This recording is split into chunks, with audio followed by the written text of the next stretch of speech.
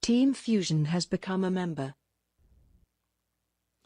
Good morning, good afternoon, good evening, and welcome to Martyn Lucas Investor. It's time for another earnings. Yes, we've got a new member there. I think it's one of our original members who's just celebrated their badge. I think that's what that is. Thank you very much, Team Fusion, for using that feature. It's cool, isn't it? Right, we've got Baidu earnings coming up. This wasn't planned. This was added because of one of our members. So if you are a member of our channel and you do a $5 super chat, you can book earnings. Earnings season, main earnings season has finished.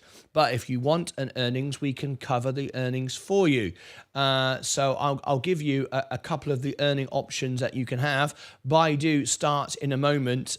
Today, there are no spots available, and tomorrow it looks like we've got nothing on tomorrow either. So it'll be back again on Monday, but we are focusing on reviews once again. We've got 2 minutes to go before the bell goes. Sorry, not before the bell goes, before the earnings begin. So stand by. We're about to get there. Oh, my tea's just arrived. Thank you, Leah. I just heard a little tap. You are in the right place. Thank you, Andre, for the earnings. It's about to begin, so stand by for that. Let's have a look here. Let me have a look. I've got a comment here. I'll deal with that shortly. So anyway, let's go over to it now. If you've just arrived for the very first time, we've got a poll running today. You might want to vote on for Baidu. Is it a buy, hold, or sell on X? There is the like button. Please tap the like button. We've got 1.5 minutes to go before the call begins. Here is the poll. Let me give you the link to it. If you want to take part in this poll, you might like to do that. There you go. There's my X account. Oops, a daisy. That looks good, doesn't it? Let me change that screen around. Sometimes the screens do change. So let me just change that to there. There you go. All right, there's the screen back. There is the poll. 36 votes, and we've had 83% saying it's a beat. Will they beat? Well, I can now tell you. Have they beaten? Let me scroll down and have a look. Yes, you were right. A very good beat, in fact. Very good beat indeed. We'll have some analysis in a moment. We've got 1 minute to go. What else was I asking you? I was asking you, is it a buy, hold, or sell? And 22 votes, 95%, it's a buy. So you like it at this level. Okay, great. Let me check the feeds around the studio. Everything looks good. Get me going and grab my cup of tea. There we go. Cheers, everybody. If you want one of my mugs, they are featured below all the videos. We've got a new member. Ernesters has become a member. A new member. If you want all the perks and benefits, I'll give them to you at the end of the call. The call's about to start, so I'm going to be busy right now, but I will give you the call at the end. I'll give you all the perks at the end. Right, here is the call about to begin. We've got all the information for you. We've got the chart. We've got the advanced chart. We've got the numbers. We'll give the analysis as well. Right, this is the audio. We're listening in now. Normally 1 or 2 minutes late. All companies are. We covered hundreds of earnings. We're just waiting for the call to begin, so please bear with us. Any moment now it'll begin. When it does, I'll bring it to you. You can see it's another record-breaking day today. I'm breaking records every day. I'm beating the market nearly every day. $112,500. I started with $5,000, never shorted a stock, never done options, and look, $112,000, started with 5, and we're beating the market every day. We're up again today, another 0.5%, so we're beating the market by double. Okay, there we go. Let me come back to the main screen, bring in the audio. Recorded. Here we go. If you have any Showtime. objections, you may disconnect at this time. I would now like to turn the meeting over to your host for today's conference, Jen Lin, Baidu's Director of Investor Relations. Hello everyone, and welcome to Baidu's second quarter 2024 earnings conference call. Baidu's earnings release was distributed earlier today, and you can find a copy on our website as well as on newswire services. On the call today, we have Robin Li, our co-founder and CEO, Rong Luo, our CFO, and Doshen, our EVP in charge of Baidu AI Cloud Group, ACG. After our prepared remarks, we will hold a Q&A session. Please note that the discussion today will contain forward-looking statements made under the Safe Harbor provisions of the U.S. Credit Security Litigation Reform Act of 1995. Forward-looking statements are subject to risks and uncertainties that may cause actual results to differ materially from our current expectations. For detailed discussions of these risks and uncertainties, please refer to our latest annual report and other documents filed with the SEC and Hong Kong Stock Exchange. Baidu does not undertake any obligation to update any forward-looking statements, except as required under applicable law. Our earnings press release and this call include discussions of certain unaudited non-GAAP financial measures. Our press release contains a reconciliation of the unaudited non-GAAP measures to the unaudited most directly comparable GAAP measures, and is available on our IR website at ir.baidu.com. As a reminder, this conference is being recorded. In addition, a webcast of this conference call will be available on Baidu's IR website. I will now turn the call over to our CEO, Robin. Hello, everyone. Baidu Core total revenue grew slightly to RMB 26.7 billion in Q2, thanks to the continuous acceleration of our AI cloud business, despite the headwinds in our online marketing business. Even with the ongoing investment in AI, Baidu Core's non-GAAP operating margin improved by close to 2 percentage points year-over-year to 26%, and non-GAAP operating profit grew by 8% year-over-year, thanks to the operational efficiency gains we continue to implement. Despite the near-term pressure, we remain fully confident in our strategic direction and the transformative potential of Gen AI and foundation models. As we move further into 2024, we are happy to observe a significant change as Baidu is scaling AI to address real-world problems and generate substantial value both externally and internally. Central to this effort is our commitment to making ERNIE increasingly affordable and accessible. I'd like to highlight some key points of our progress. The scaling of AI is accelerating at a breakneck pace, reflecting the real value that ERNIE creates for people and for business alike. We find that the most tangible benefit from AI comes from the adoption and use of applications built on top of LLMs. Just 3 months ago, we announced that ERNIE handled about 200 million API calls daily. Recently, it surpassed 600 million, or over 1 trillion tokens are generated every day.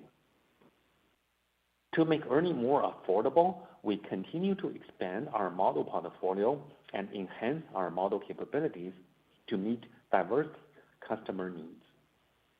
Last quarter, we launched 3 lightweight ERNIE models, and they have quickly gained traction among enterprises and developers.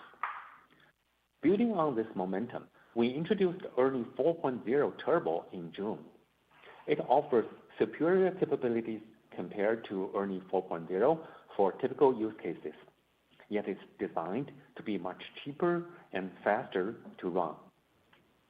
Our current lineup now includes our flagship models, ERNIE 3.5 and ERNIE 4.0, and the enhanced model, ERNIE 4.0 Turbo, and several lightweight models. This diverse portfolio allows us to accommodate the varying needs of our customers, optimizing for performance, cost, and latency. In May, we made a strategic move to make API calls free of charge for 3 lightweight ERNIE models. That's ERNIE Speed, ERNIE Lite, and ERNIE Tiny. And in July, we significantly lowered the price of API calls for the 2 ERNIE flagship models, ERNIE 3.5 and ERNIE 4.0. This decision is rooted in our commitment to enabling wider access to ERNIE and making AI accessible to all. At the same time, we continue to lower the cost of model inference. One optimization of note this quarter is the upgrade of PaddlePaddle, our open-source deep learning framework to version 3.0. This upgrade significantly improves the framework's compatibility with our AI infrastructure and ERNIE, which we expect will further help reduce model inference costs in the future. I briefly mentioned earlier that Baidu scales AI to address real-world problems and generate substantial value, both externally and internally. I'd like to discuss this in more detail. Externally, we have empowered our AI cloud customers to achieve greater efficiency and scalability by using ERNIE. Our solutions have enabled clients to optimize their operations and realize significant benefits across various initiatives. Let me offer you some use cases to illustrate the real business problems we have addressed and how we add value to our customers. In the healthcare industry, doctor burnout is one of the greatest challenges. By leveraging ERNIE Speed and our model builder, we help a healthcare automation solution provider to train and fine-tune an industry-specific model that enables automatically generated medical records for doctors. This solution significantly reduces the administrative burden on doctors, a major factor in burnout, and enhances clinical efficiency. After 2 months of models deployment, doctors using it were able to treat 50% more patients on average. In the recruitment industry, we have collaborated with a recruiting service company. By leveraging ERNIE's capabilities through API calls, our customer has significantly upgraded the matching process between job descriptions and resumes. The smart matching upgrade has reduced labor costs in this process by over 50%, measured by total working hours, while maintaining high-quality results. This automation allows the customer to expand its services to a broader client base, thereby increasing revenue-generating capability and demonstrating the tangible benefits of integrating ERNIE into its operations. The customer is very satisfied with the result and is now exploring new collaboration opportunities. In the public service sector, we utilized ERNIE Speed to deliver tailored, personalized, and scalable services, addressing challenges like limited resources and efficiency needs.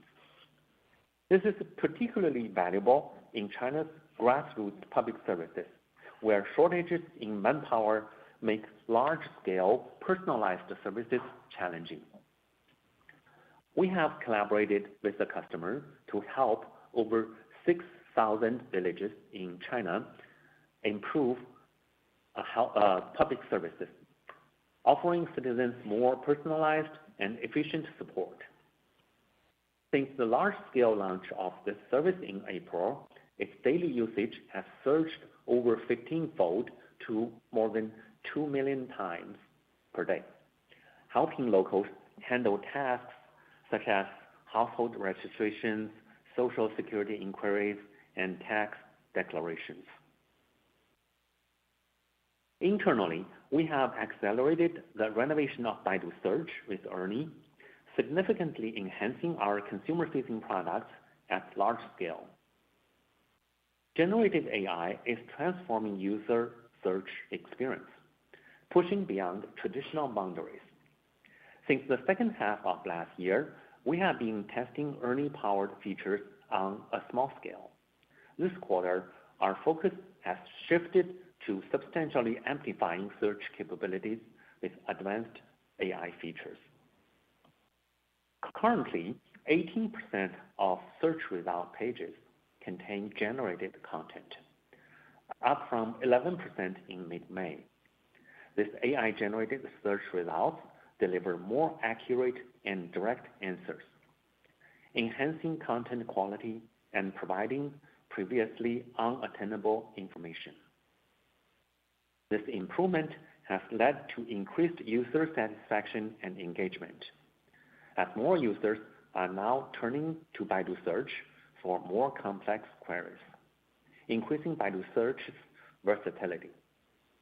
AI-generated search results may reduce ad impressions and therefore have a negative short-term impact on monetization, but they provide significant value to our users. By prioritizing long-term user experience over immediate revenue and profits, we see the strategic implementation of generative search as essential to driving future success.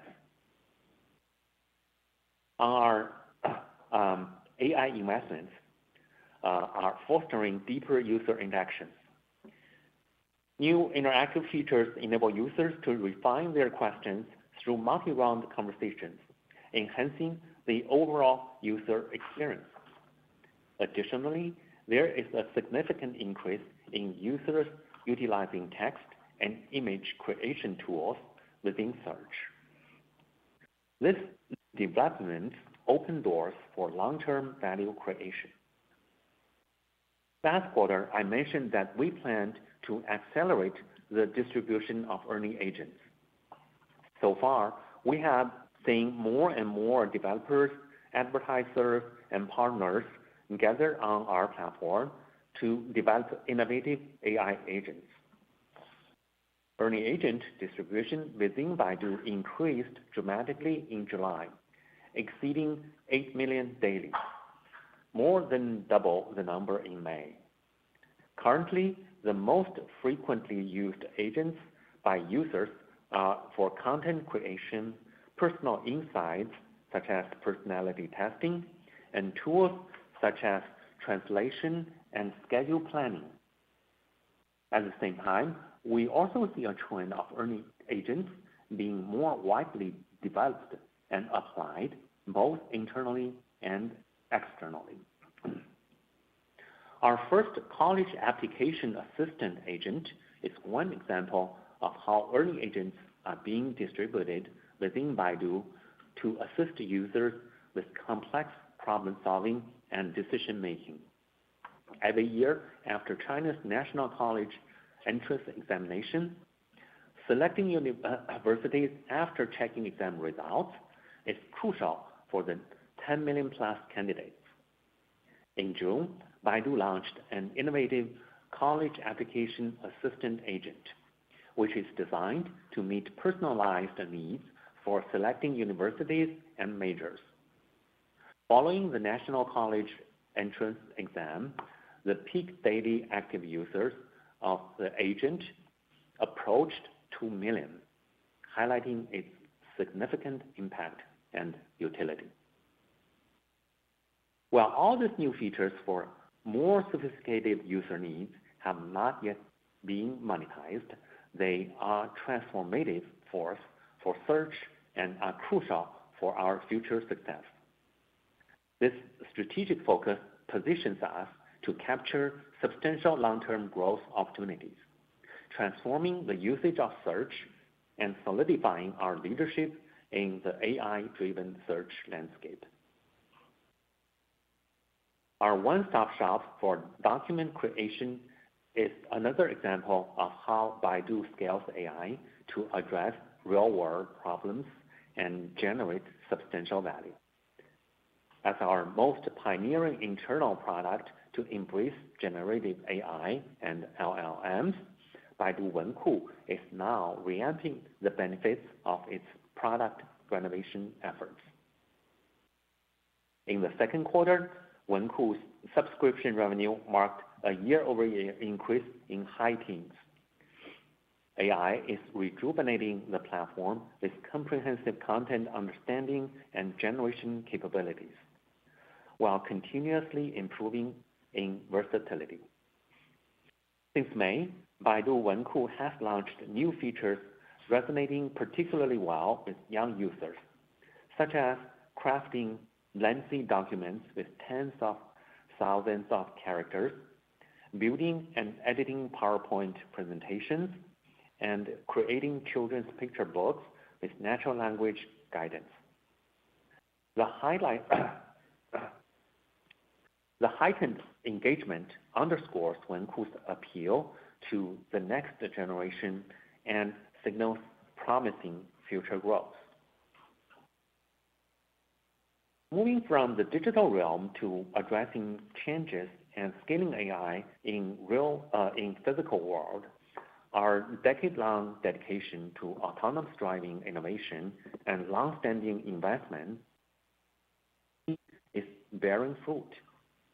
Apollo Go, our autonomous ride-hailing service, has recently achieved two significant breakthroughs. It's establishing a robust foundation for making commuting more affordable and benefiting more people through technological innovations.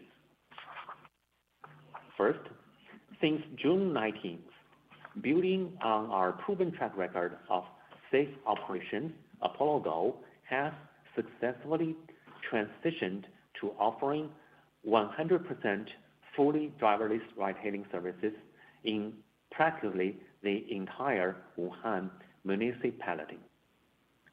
This means all vehicles are now operating without the need for human safety officers on board, a major step forward in making autonomous ride-hailing business commercially viable. Another milestone was the large-scale open road testing of our sixth-generation autonomous vehicle, the RT6. Equipped with a battery swapping solution, RT6 is competitively priced at below $30,000 for mass production. After thorough testing, we plan to officially roll out RT6 into our fleet, establishing a strong foundation for further substantial cost reductions in Apollo Go operations.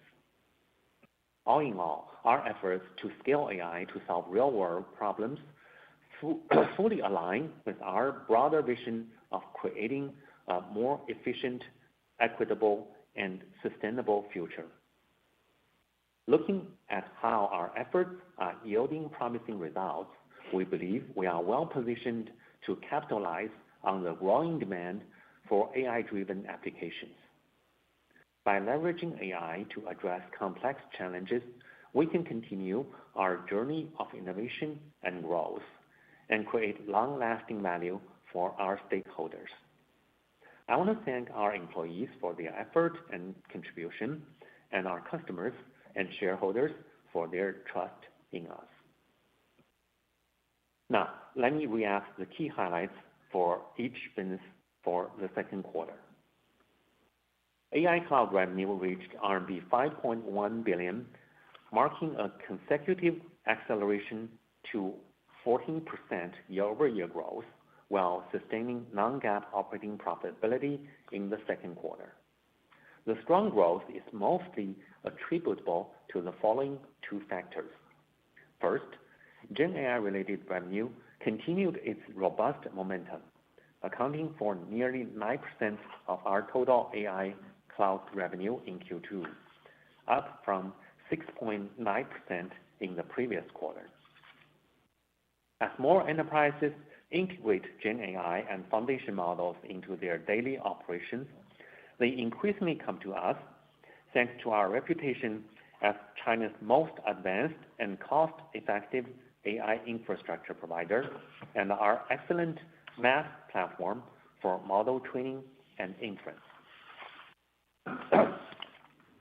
During the quarter, we further advanced our AI infrastructure management, enhancing our ability to combine GPUs from more vendors for optimal training and hosting of models. This ensures flexibility, reliability, and efficiency, positioning us to capture a larger share of the GPU cloud and LLM market. We also continued to develop toolkits on our MaaS platform for our customers and partners, enabling the ERNIE family of models to deliver a superior price-performance ratio. We're proud that our model builder now supports the full model development lifecycle, including data management, fine-tuning, evaluation, optimization, and prompt engineering. A major upgrade has been the introduction of diverse hybrid training data sets, spanning from general to specialized industry-tailored datasets. This enables efficient fine-tuning and ensures high performance for industry-specific applications, while retaining strong general LLM capabilities. Also, thanks to our continuous refinement to App Builder, the number of AI-native apps on our cloud now runs into the hundreds of thousands. These applications span a wide array of industries and scenarios, from online education and e-commerce to public service sectors, and are integrated into both online platforms and smart devices. The second major driver of AI cloud revenue acceleration is cross-selling of our CPU cloud services to our GPU cloud customers. In Q2, we continue to observe an increase in CPU spending among our GPU cloud customers. We see that our strong brand recognition in GPU cloud is helping us win businesses in the CPU cloud industry. With revenue acceleration, AI cloud business continue to deliver positive non-GAAP operating profit and improved margins. Legacy cloud saw margin expansion, and Gen AI-related businesses are expected to have higher normalized margin compared to the traditional cloud service. Overall, we remain confident in the strong growth outlook for our AI cloud revenue, and we aim to continue generating non-GAAP operating profit going forward.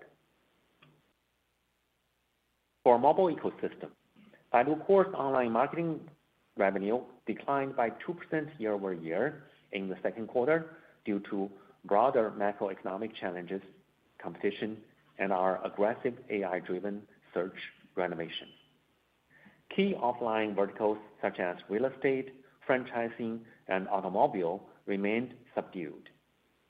Despite these challenges, we remain committed to optimizing our operations to maintain both a healthy margin and cash flow while accelerating the AI-native transformation of our products.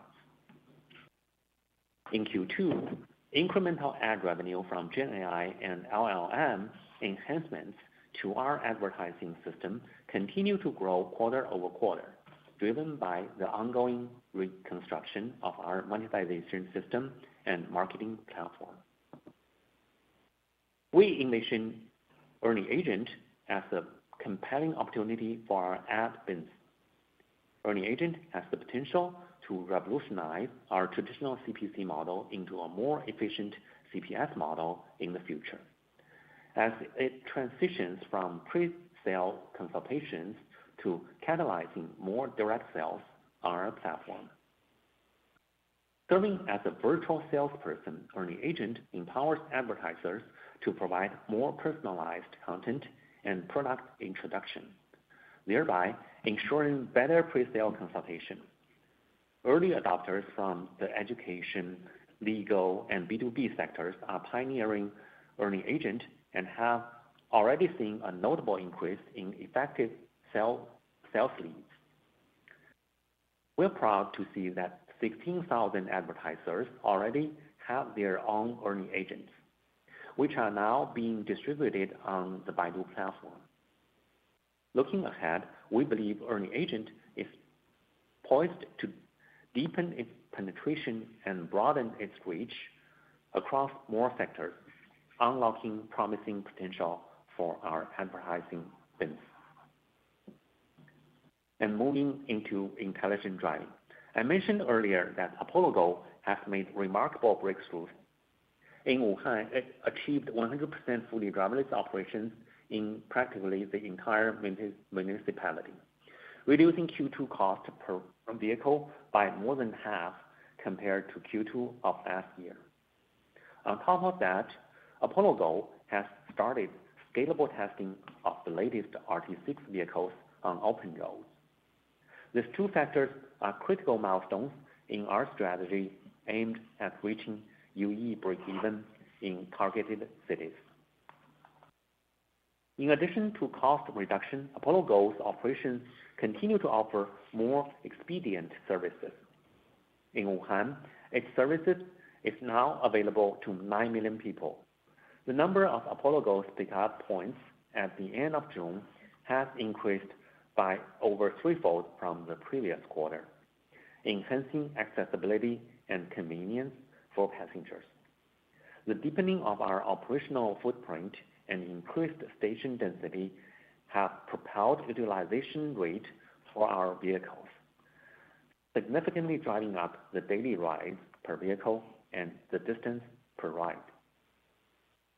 Nationwide, Apollo Go provided about 899,000 rides to the public in the second quarter, marking a 26% year-over-year increase.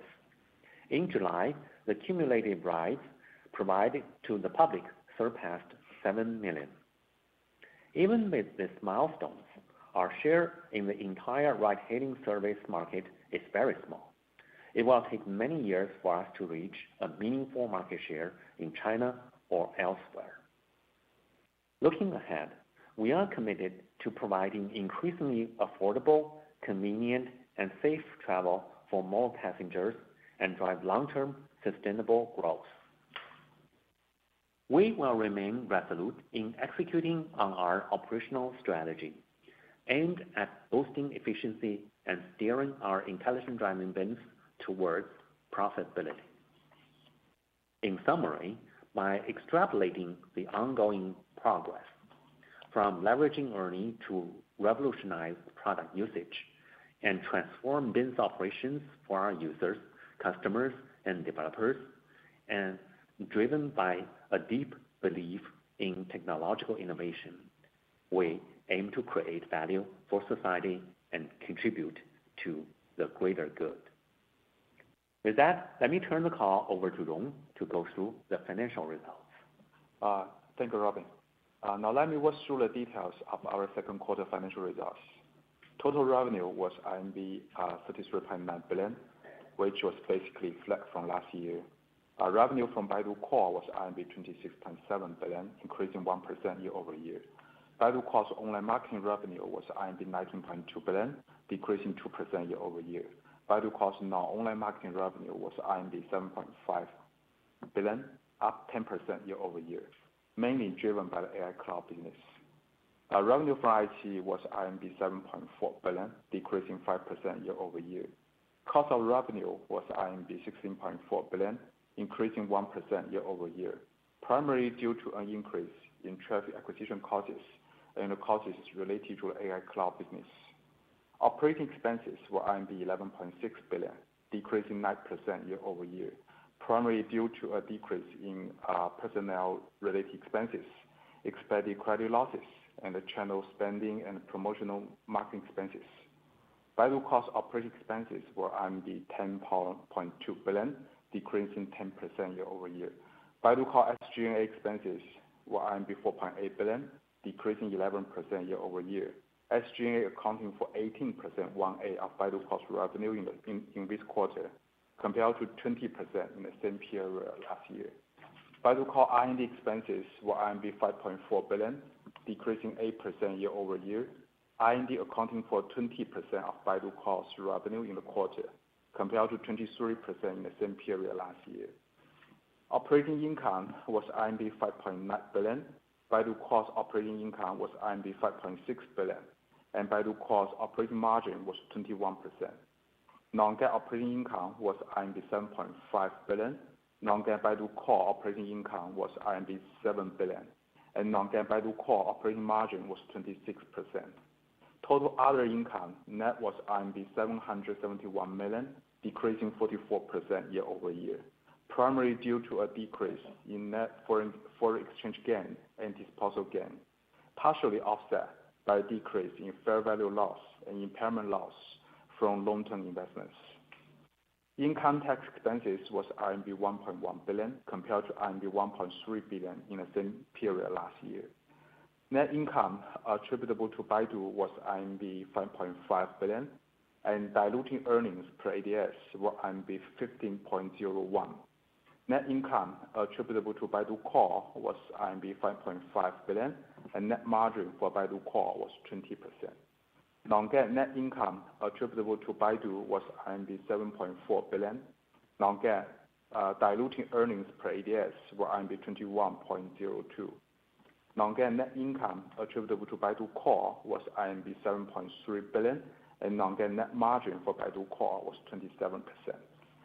As of June 30th, 2024, cash equivalents, restricted cash, and short-term investments were 162 billion, and cash equivalents, restricted cash, and short-term investments, excluding iQIYI, were 155 billion.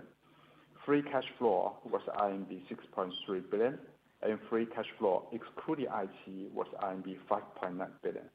Finally, Baidu Core had approximately 31,000 employees as of June 30th, 2024. With that, operators, let's now open the call to questions. Ladies and gentlemen, we will now begin the question and answer session. If you wish to ask a question, you will need to press star 1 on your telephone and wait for your name to be announced. If you wish to cancel your request, please press star 2. Your first question comes from Alex Yao with JP Morgan. Please ask your question. Thank you, management, for taking my question. I have a view on AI development. So first of all, how do you guys foresee the competition in AI evolving over the next 2 to 3 years?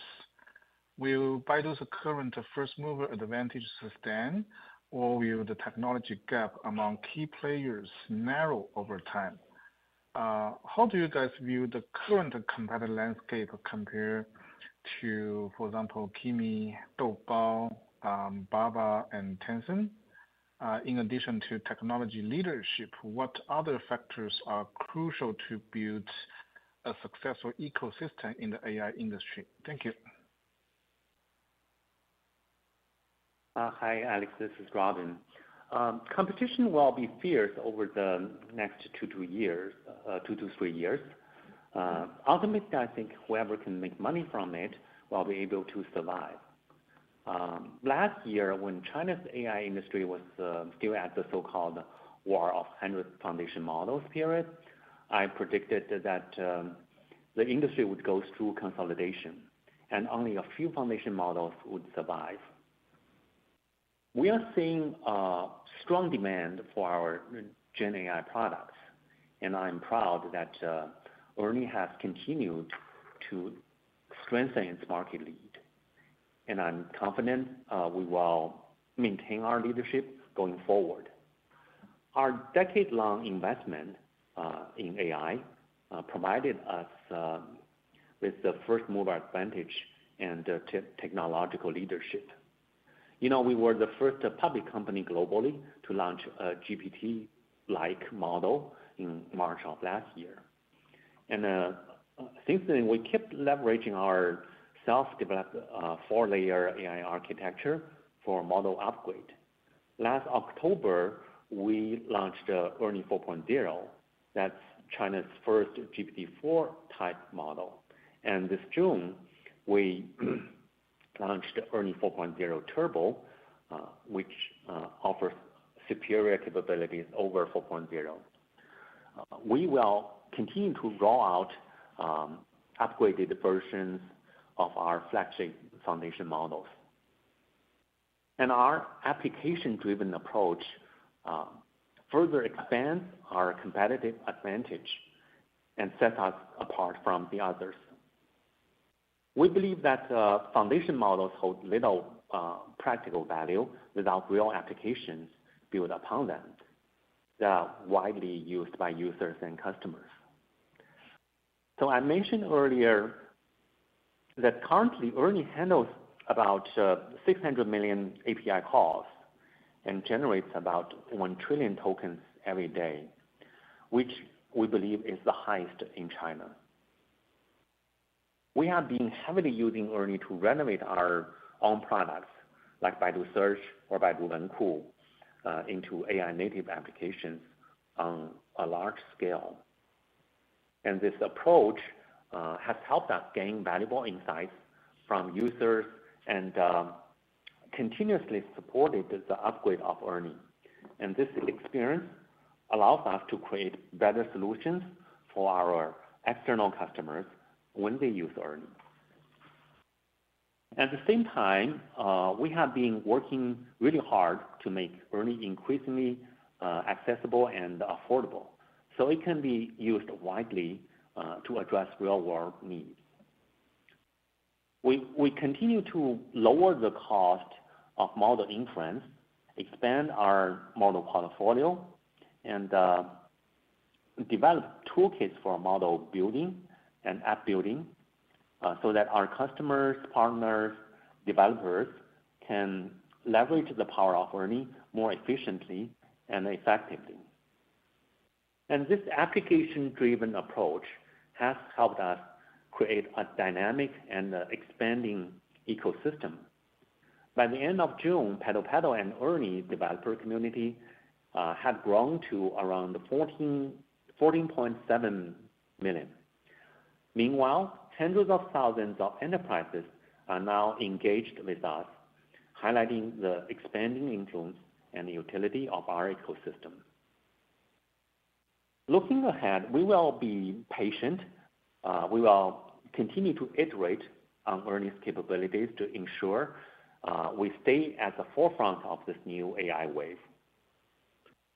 By leveraging real-world applications and feedback from our ecosystem partners, we gain valuable resources and insights to continuously refine our models. The synergy among our vibrant ecosystem, advanced model capabilities, and an application-driven approach will continue to strengthen our leadership in this rapidly evolving AI landscape. Thank you. Your next question comes from Gary Yu with Morgan Stanley. Please ask your questions. Hi, thank you for the opportunity to ask questions. My questions are related to AI and search. So what kind of progress has been made in renovating traditional search using Gen AI and the large language models? What kind of KPI is the company monitoring for AI in search? And have you observed any changes in user behavior since implementing AI in the search business? Related to that, what is the rollout plan for AI in search moving forward? Any specific KPI that the company aim to achieve by the end of the year? For example, certain percentage of search results generated by AI, either by the end of this year or by in coming years. Thank you.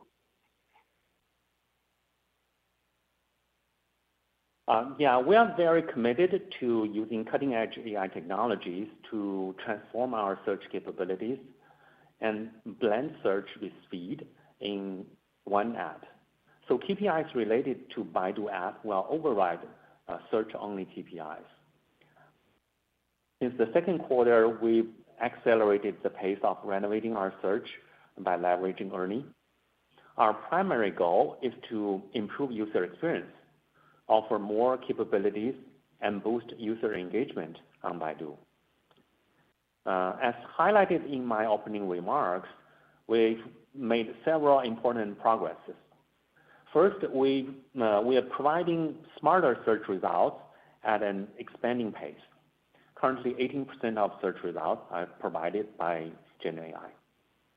These results are more comprehensive and relevant than traditional search results, offering information that was previously unavailable or scattered around different places.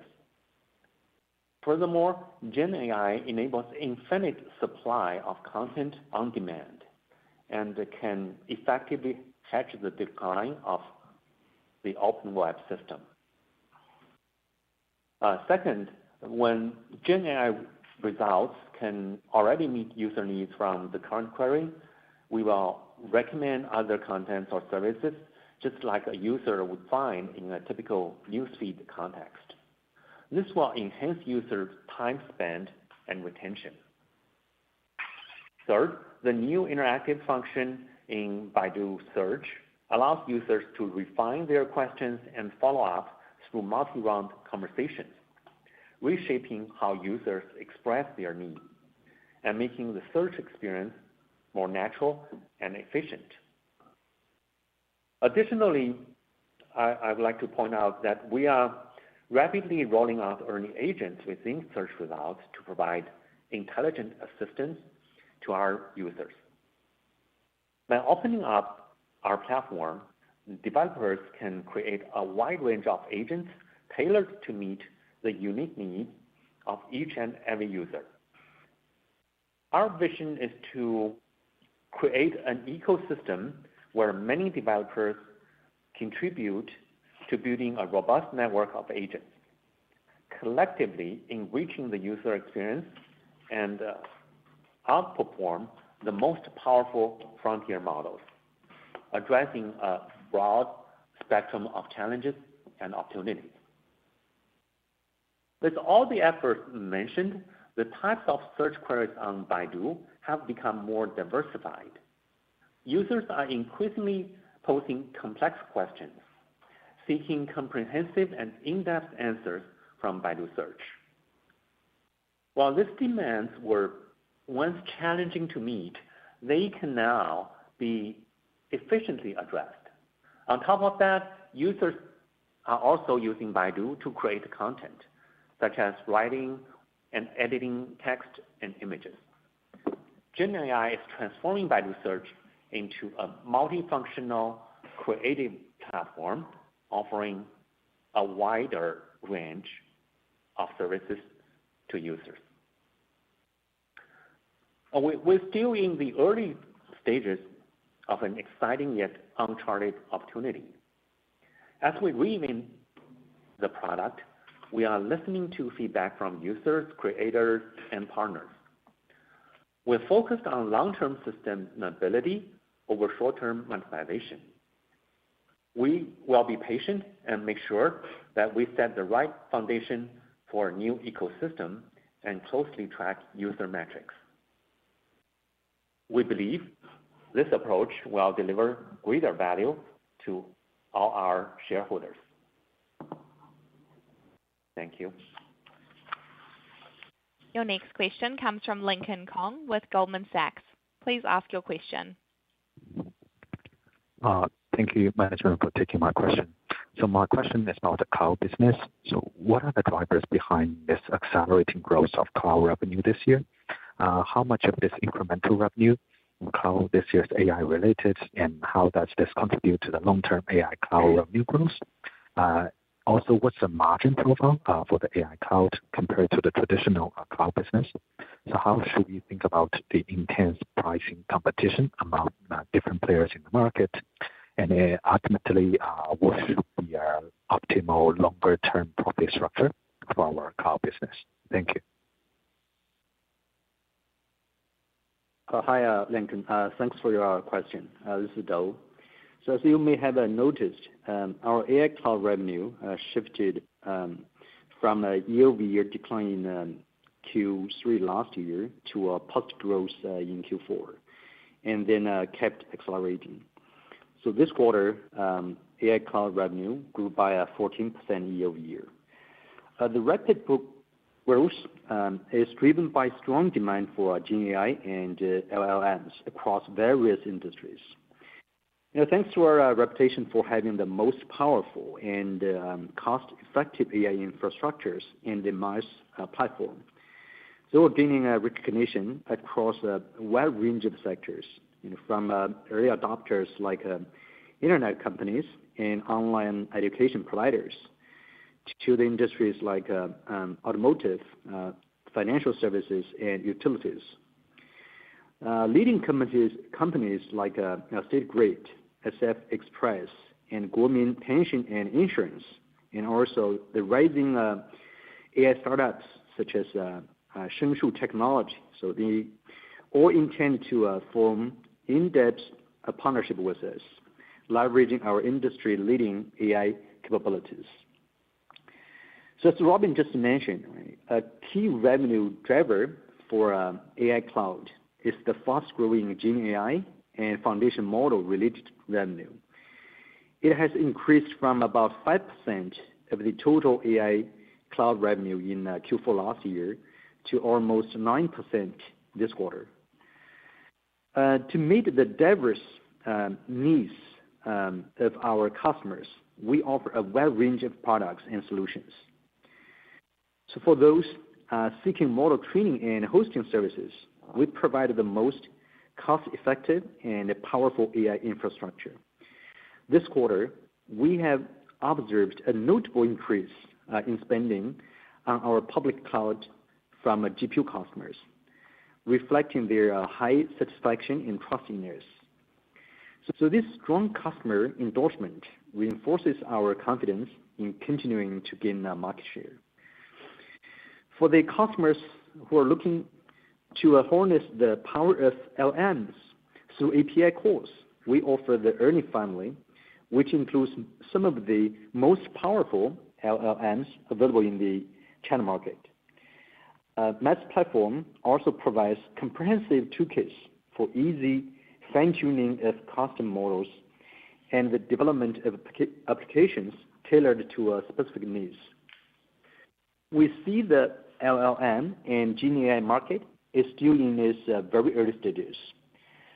We're educating the market and making AI accessible are key. On top of the model capabilities and ease of use, wide adoption also depends on affordability. So to encourage usage, we have made API calls free for 3 lightweight ERNIE models and cut price for flagship models. So this has led to a rapid increase in ERNIE API calls. As Robin just said, the total number of daily API calls has surged from around 200 million in mid-May to over 600 million, which means over 1 trillion base tokens. We believe the demand for ERNIE through API calls will continue to grow rapidly, given ERNIE's superior and continuously improving efficiency and performance. For our traditional cloud services, by cross-selling CPU cloud services to our existing GPU cloud customers, we have noticed a significant increase in CPU cloud revenue from these customers. So overall, we are pretty confident that our AI cloud revenue growth will maintain strong momentum in the coming quarters and capitalize on significant long-term growth opportunities. So on the profit side, we are committed to sustainable and healthy growth. So our AI cloud business is healthier than ever, consistently generating non-GAAP operating profit, and we have been improving the margins. So regarding the price competition issue in your question, we all know that Gen AI and LLMs market is still in its very early stage, and accessibility with superior price and performance is essential for growing the market. While we are working very hard to improve the capability of ERNIE models, we are also continuously lowering the inference cost. Considering the skill effect as a leading player in the market, I believe we will keep growing our market share. And also with the scale, I believe the normalized margin for Gen AI related to cloud business should exceed that of a traditional cloud business. Thank you. Your next question comes from Thomas Chong with Jefferies. Please ask your question. Hi, good evening. Thanks, management, for taking my question. Can management quantify the impact of the soft advertising revenue, distinguishing between weak macro, the cannibalization impact from generative AI implementation, as well as the competition, particularly in search separately? What is the core advertising growth for the second half this year? If we expect to see a turnaround by year end, is it more driven by better macro or better monetization in AI? Looking at 2025 and beyond, what's the sustainable growth rate? Thank you. Yeah, as I mentioned in my opening remarks, our advertising business is currently facing pressure caused by a combination of external factors and our proactive efforts to accelerate the AI-driven renovation of search. Externally, macro weakness and competitive pressure are the primary challenges. So on the macro front, the recovery of consumer spending has been sluggish, causing many advertisers, especially the small and medium-sized advertisers, who heavily rely on offline activities, to adopt a very cautious approach to their ad spending. Certain verticals, such as real estate and its related sectors, franchising, and automobile, have been particularly weak. In addition to this, Chinese internet users' behavior has changed a lot. Users are increasingly concentrating their time on a selected few leading short video and social media platforms. The user time spent share change can be a proxy to the loss of our online advertising business. And as I mentioned earlier, 18% of our search results contain Gen AI content, which is not monetized at this time.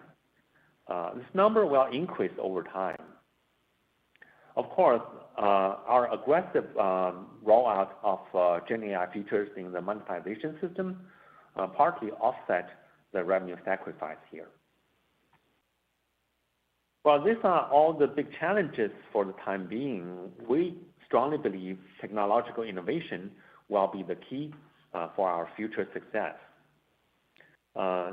Specifically, we need to focus on what we can actively shape and influence, leveraging our strengths and resources to seize new opportunities within our reach and foster sustainable growth over time.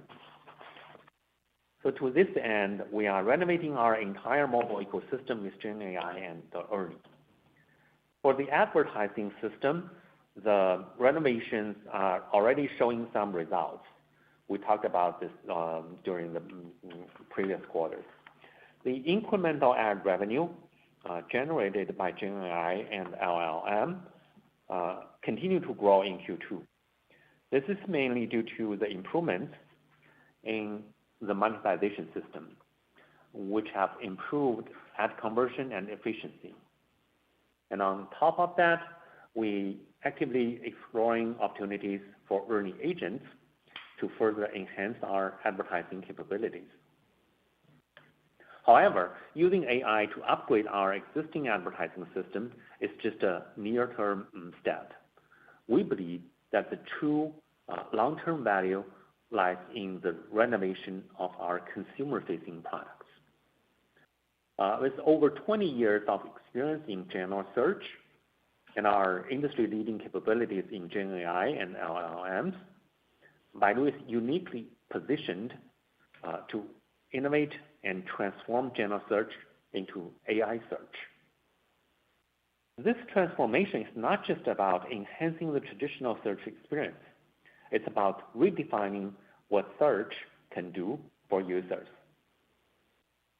Since Q2, we have accelerated the pace to renovate Baidu search using ERNIE. New features such as AI-generated search results, interactive features within search, and ERNIE agents have been rolling out rapidly. This renovation has high potential, but it's not something that will be completed in a short time. During this process, there may be a negative impact on revenue, but we are confident that the result will be a completely different new AI ecosystem, one that is much more versatile, productive, and user-friendly. So it may take some time before we see a noticeable revenue contribution from the AI enhancements in our search product, but we are confident that focusing on creating long-lasting user value rather than short-term revenue, will ultimately create tremendous value and drive sustainable revenue growth. Thank you. Your next question comes from Miranda Zhang with Bank of America Securities. Please ask your question. Thank you, management, for taking my questions. So my question is about the AI agent and the monetization. So can company explain how the AI agent is actually used in your user experience and monetization? How do you drive the adoption of these AI agent, especially among the SME advertisers, which have less data and less tech capability?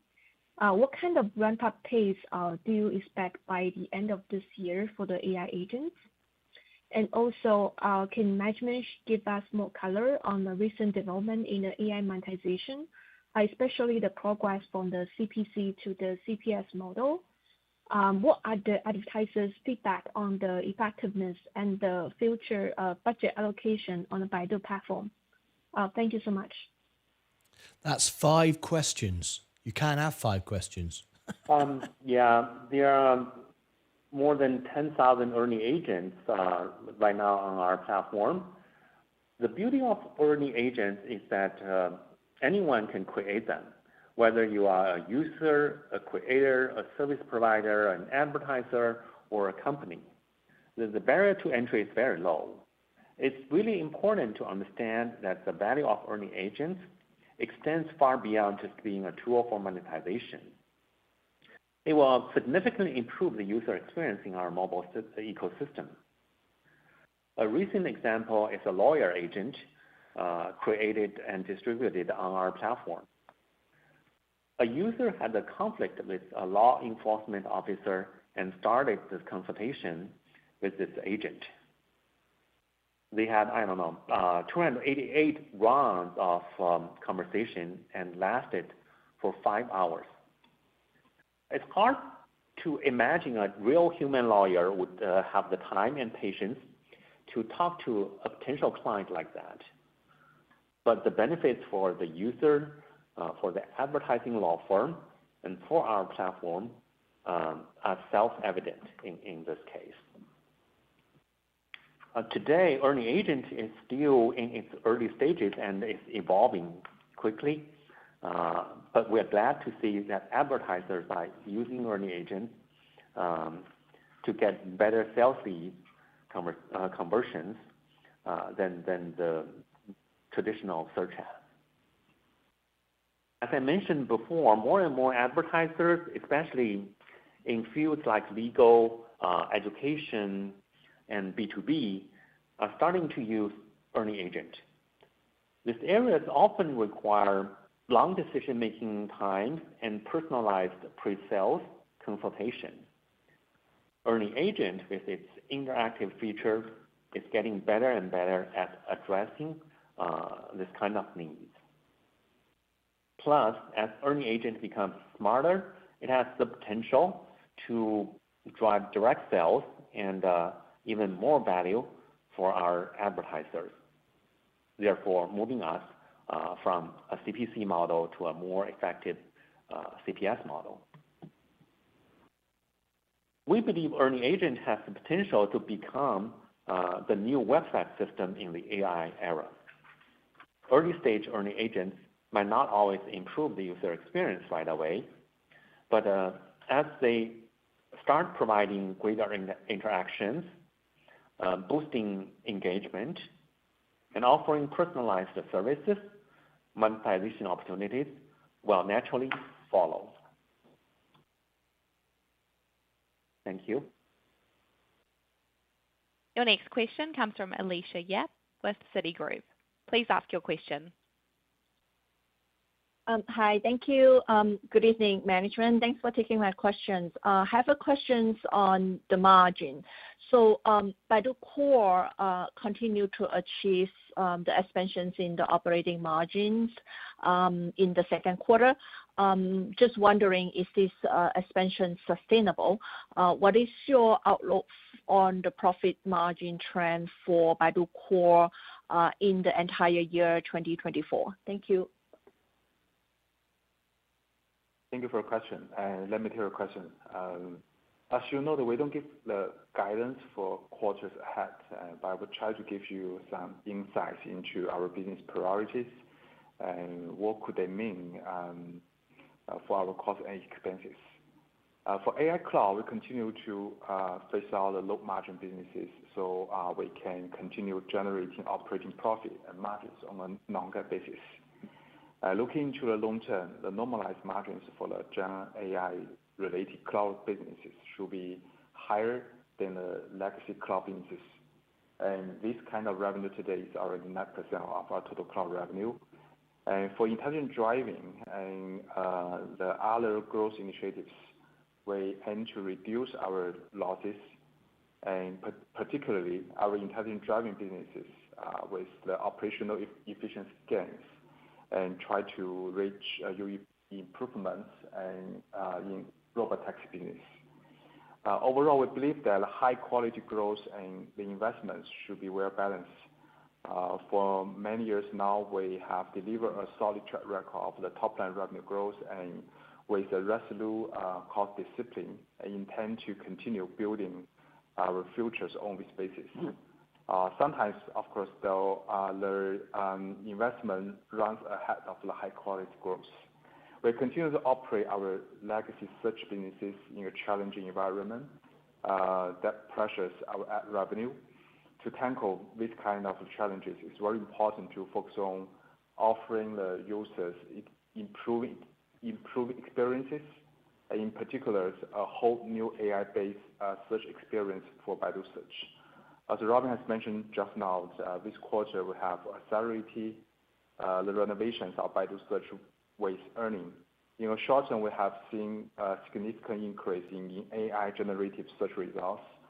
11% of all search result pages contain the generative contents in mid-May, and this percentage has risen to 18%, 1A, as of now. The scaling of the AI-generated search results and other new features require a lot more computing capacity, and users interact more in multi-round conversations. They ask more complicated questions, and they use the new content creation capabilities within search.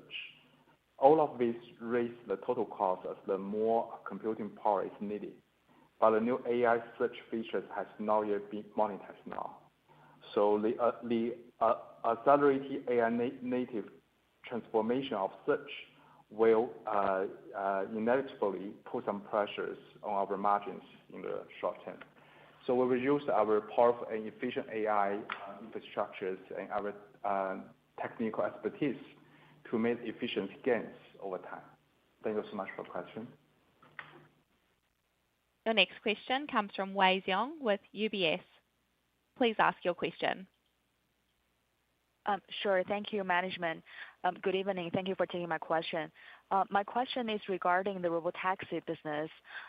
So with government support on accelerating the robotaxi license approval in more cities, how would that translate to Baidu's robotaxi opportunities and also costs associated to that? And what are the targets for Apollo Go this year and for the next few years? How do we plan to replicate Wuhan's success nationwide? For example, do you consider partnership or collaboration for robotaxi future development? And lastly, could management share your view on the competitive landscape change in the robotaxi market? Thank you. Yeah, we've been investing in autonomous driving technology for over a decade, guided by steady focus and unwavering patience. Robotaxi services have long been considered as the breakthrough so advanced that no one can predict exactly how long it will take to bring it to full fruition. For a long time, many doubted whether we or anyone else in this world would make it, but we kept moving forward. Now, as we see regional UE break-even approaching, our vision is becoming a scalable reality. Our persistence, even in the face of doubt, is not only driving progress, it's shaping the future. Our dedication has made Apollo Go, the world's largest autonomous ride-hailing service provider. This is measured by number of rides. Our track record of safe operations has earned public and regulatory trust, allowing us to expand services and reach more people. We're happy to see that more and more passengers are choosing Apollo Go, not just for testing rides, but as their go-to option for daily commuting. Wuhan stands as our largest operational area, with a fleet of around 400 vehicles, offering 24/7 service to 9 million residents there. Our focus on cost reduction through innovation has also made our services increasingly affordable. Since launching in Wuhan in Q3 of 2022, we've steadily increased the number of fully driverless vehicles and rides. And I mentioned that 100% fully driverless ride-hailing operation has been achieved in practically the entire city. This has a significant impact on costs. With our RT6 vehicles being tested at scale, we expect continued cost reduction once RT6 are officially put into operation. So please note, our share of ride-hailing market in Wuhan is still very small, at around 1%, and the scaling will be a gradual process and it could take many years. The potential of China's ride-hailing market is enormous, as robotaxi inherently offers more affordable services. It will naturally drive demand and open up great new opportunities. This is where innovation meets the vast scale of the market, and creating a powerful synergy that will reshape the landscape of transportation and beyond. As Apollo Go scales up, it will offer increasingly affordable, convenient, and much safer options to an expanding population. Also need to note that entering the robotaxi market requires deep belief in technology, long-term investment, and strong capital reserves. Apollo Go stands out in these critical areas, setting the benchmark for the industry. As for your question regarding to future business model, currently all of our vehicles are owned by us, and we bear the hardware capex and depreciation costs. But we are open to various business models and partnerships. While our immediate focus is still achieving UE break-even in key cities. In the long run, we aim to innovate with asset-light models like technology licensing and fleet operation to capture the huge market opportunities and ultimately benefiting society with better transportation solutions. Thank you. Ladies and gentlemen, that does conclude our conference for today. Thank you for participating. You may all disconnect. There we go. There is the earning call for Baidu. Thank you very much indeed. It's all done. That was requested by a member. So if you are a member of my channel and you do a $5 super chat, you can ask me to do up to 4 earnings a day, 2 in the morning, 2 in the evening. Main earnings season has now finished for another couple of months or thereabouts, about 6 or 7 weeks or so. However, if you want me to come back, this was booked in this morning by one of our members, asked me to do it. He's a member and did a $5 super chat, and here we are covering the earnings for you this morning. So there we go. Baidu was a beat. Let me just give you the news on it in case you missed it. Let's update this, the latest news on Baidu. This will go out as its own video later. Okay.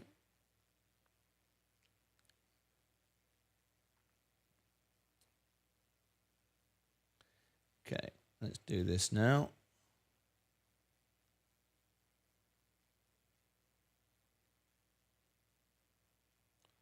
Okay. Baidu, and the time is 1 hour 14. 1 hour 14. 1 hour 14.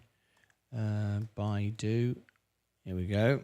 So I've got that, and I've got that.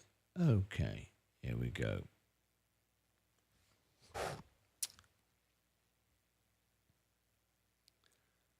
Breaking news here on Martyn Lucas Investor. We have just covered for one of our members, Baidu, ticker symbol BIDU. In this video now, I'm going to give you some news, some analysis of where we see the stock going, inside trading, who's buying, who's selling, intrinsic value, what we think of the earnings. If you are a member of my channel and you do a $5 super chat, you can book an earnings like this. I do 4 earnings, up to 4 earnings a day, 2 in the morning, 2 in the evening. That's the maximum I can do.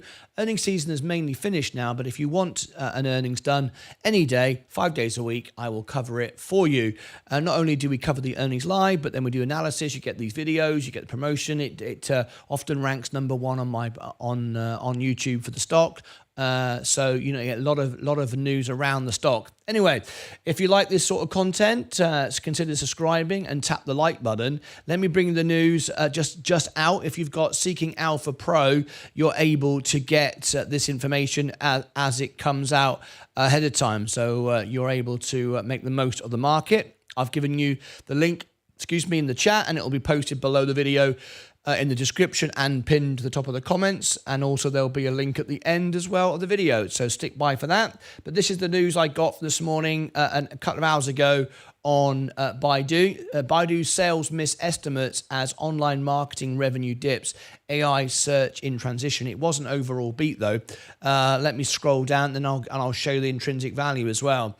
Baidu stock was largely flat pre-market on Thursday amid its mixed second quarter results. Baidu's non-GAAP earnings per American Depository Share, or ADS, fell 7% year over year to RMB 21.02 or 2.89, beating estimates. It was a beat. Meanwhile, total revenue was flat year over year at RMB 33.93 billion or $4.67 billion in dollars, missing analyst estimates.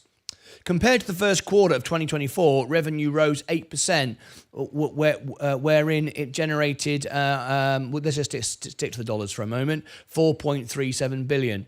AI cloud continued to accelerate in the second quarter, offsetting the ongoing macro headwinds for online marketing revenue and resulting in modestly positive top-line growth for Baidu Core. Operationally, we fast-tracked the renovation of Baidu's search. We believe we will drive long-term success despite the short-term impact on monetization. Earlier this month, Bernstein highlighted how Baidu's AI research strategy and rollout compare with that of global leader Google. The firm noted that Baidu's AI strategy will bear fruit, but noted that the company has seen a different path of monetization, one that is slower and more staggered, potentially reflecting the inherently more competitive digital ad marketing in China. Finally, Baidu said on Thursday that it expanded the Ernie family of large language models of LLMs by launching Ernie 4.0 Turbo in June 2024. Let me just give you some of the analysis. It's a buy, a strong buy, and a hold. I'm going to give you a reason for that now. Please tap the like button and subscribe and leave a comment below if this interests you. You can see the stock price going down. We would suggest that this is a very undervalued stock. Let me have a look. Let me show you what I mean. I'll share with you right now. That was Seeking Alpha, which you can use my software below, and it's in the chat as well. But look at this, intrinsic value, 49% undervalued right now, and there's no DCF warning here as well, so it's a reliable intrinsic valuation. If we scroll down, and you can see the revenue is up, up. That's moving up steadily. So it's just a steady, well-run business by the looks of things. Operating income up 2%. Net income, that is down 2%, but that is increasing over time. Financing cash flow, that's a positive, up 33%. We've got investing cash flow down 59%. That's a positive, remember. Operating cash flow, that's up 1%. All this is good, right? Let's scroll down. Do you like this visual presentation? You can find this on Alpha Spread. All my members can get a free plan of this or a discount so good it makes my membership for free. I'll put the link in the chat now as I'm making it live, also below in this video afterwards in the description, and it'll also go in the pin at the top of the comments. Look at the assets, 414 billion compared to, remember we are in different currency right now, 414 billion and 166 billion in liabilities. Again, remember we are in foreign currency. If we look at the balance sheet, we've got cash of 180 billion. If we go over now to long-term debt, just 58 billion. So and 13 billion of short-term. So you can clearly see they've got plenty of cash. It's an okay balance sheet. Not the best balance sheet in the world, but it's pretty good. Gross margin is 52%, operating margin 17%, net margin 14, 27%, FCF valuation, it's good. ROCE is 7%, ROIC is 10%, all good, all green, 5% ROA, and ROE is 8%. Very, very nice indeed. We like this company. It's not bad at all. Not bad at all. Profitability 55%. I'm sure that will increase. And solvency, all ticks, all green. 58. We're just a couple of points away from a green balance sheet. It's a very amber, virtually green balance sheet. Very nice indeed. Okay, let's have a look. Upside. I mean, look. First of all, the downside is only 8%. I can buy that when we're down again at 1.57 after earnings, and they beat. So I'd say your downside is very minimal. Upside 60% or 143%. There's a lot of value here. A lot of value here indeed. Short interest, nothing really. Why would you short it now? 2.71, we're not going to get a short squeeze, but nothing really to shout about. There's the competition. If you want to compare the competition, you can. I'll give you the link to this software and you can use it. But we're all looking good. We're all looking good. Baidu's strong Q2. That was positive 12 hours ago. And positive here. Raises, stock rises amid growing popularity. Good there with the robo-taxi. Yeah. Okie dokie. All right, there we go. Don't know why I said okie dokie. Never said that in my entire life. Isn't that weird how you do these sort of things? Anyway, there's a brief analysis and an update what we've just seen on the earnings. Very interesting stock this. I would suggest perhaps it's undervalued. Could be a buy for you. What do you think? Leave me your thoughts in the comments below. I will reply to all of my members. Click above my head for all the links. Down below in the description, I'll post all my alpha spread and my Seeking Alpha. Plus, I will put over here the Baidu earnings. We've just covered it live. I will enhance the audio to provide a better quality service. And down here, I'll put the Baidu playlist. So anything we add, any charts, technicals, fundamentals, whatever it might be, any latest news, it'll be down there in the Baidu playlist. There you go. Until next time, as always, take care of yourselves and each other. All right, let's now get on to the main show. Let's shut down Baidu. We don't need that anymore. Very good indeed. Now then, we've got 9.5 minutes to go before the bell goes. Today will be a short show, just half an hour.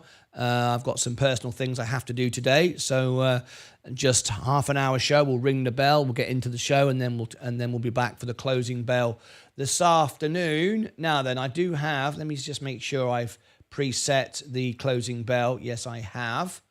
That's good. I have an announcement to make concerning this. Let me share with you.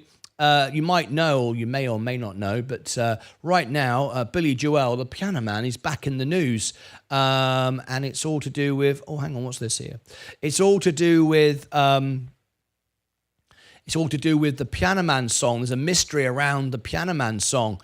What does it all mean? There's a lot of stuff going on now with the Piano Man song. So I recorded it last night. I did a live event and I recorded it and put it out as 2 videos, a part 1 and part 2. So there was the band version and there was the unplugged version. I want to share with you, I've got a poll running right now. This is the sort of video that could trend and be great for our channel. As you know, we're trying to get to 10,000 subscribers so we can raise millions of dollars for charity. That's what we're trying to do. So this could be one of those videos that could help us grow. And if you watch it and share it, it would be massively appreciated. So I'll give you the link now to part 1. Share, copy link. Here we go. Let me just give you part 1. Let me give it you in the chat. Please, when you get the chance, go and have a listen. Part 1 will link to part 2. There you go. I'll post it two times. This is my music channel. Go and have a little listen. I think the thumbnail that Billy Joel created is what's created part of the illusion. So here it is. Here is my recording of it. The Piano Man Secrets, part 1 and part 2. There you go. See what I mean by the thumbnail he used all those years ago? It's a bit of a spooky thing. Now it's coming back as like, what was it all about? Anyway, one of the most popular piano songs in the world. So if you'd like to go and check it out, I'd much appreciate it. If you are a fan of my music, it really helps enormously if you watch it all the way through. Leave a comment and like and share it if you can. And if you want to watch it again, that would be fantastic. But help me grow so I can get to 10,000 so I can do all my fundraiser events. All right, there you go. Thank you for your consideration. All righty. Can you please look at LGVN, one of my members? Yes. When you say look at it, what do you mean look at it? Can you just explain to me what you mean look at it? Hi there. Thank you very much. What are you asking me to do?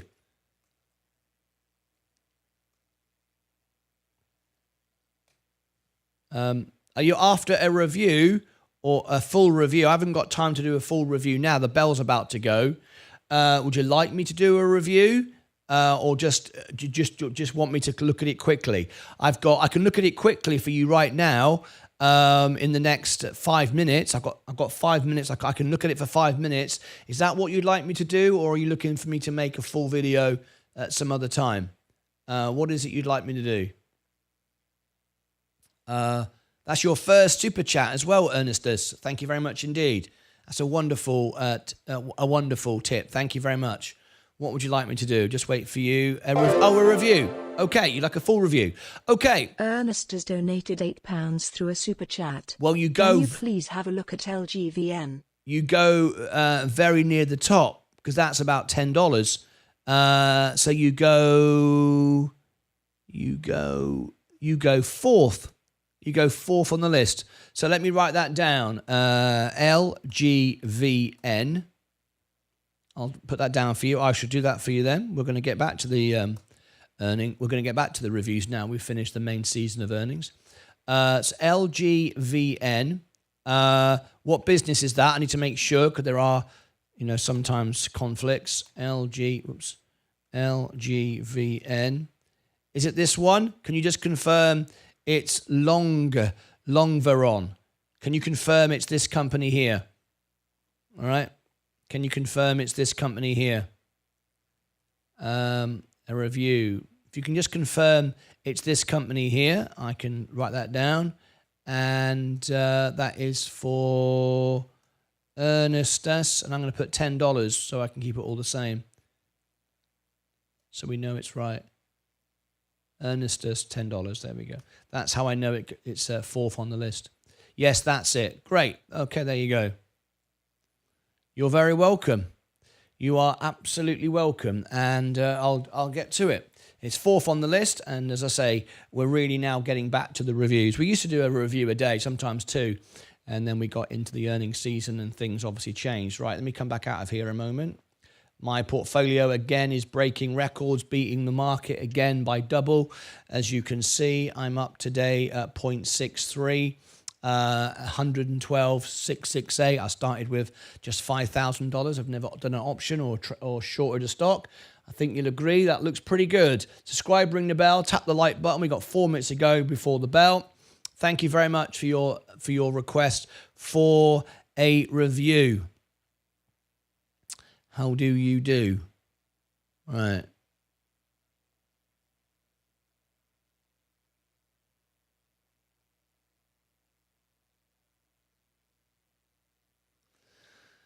All right.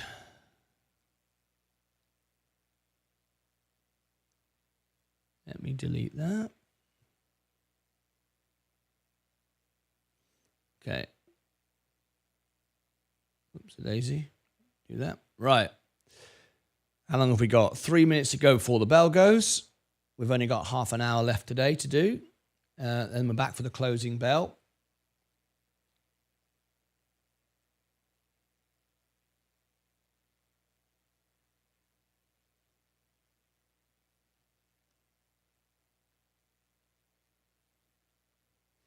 Let's the poll. 20% of you have watched the Piano Man. 45% of you will do. So only 35% no, they don't want to watch it. That's great. Thank you very much. That's 65% then have watched it or going to watch it out of. So that's about what? About 30 of you. Thank you very much indeed. I appreciate it. Which is about right, really, about the views I've got. So that's about right. Excellent stuff. Thank you. I'll end the poll now. Much appreciated.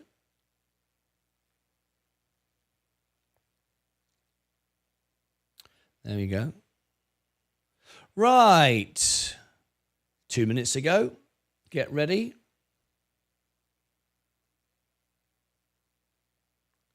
About to ring the bell. It's about to kick off. Thank you, everybody on the extra channel. Here on the main channel, tap the like button. That'd be really helpful if you can. We've got, how many likes have we got now? 22, 52 watching. So that'll be awesome.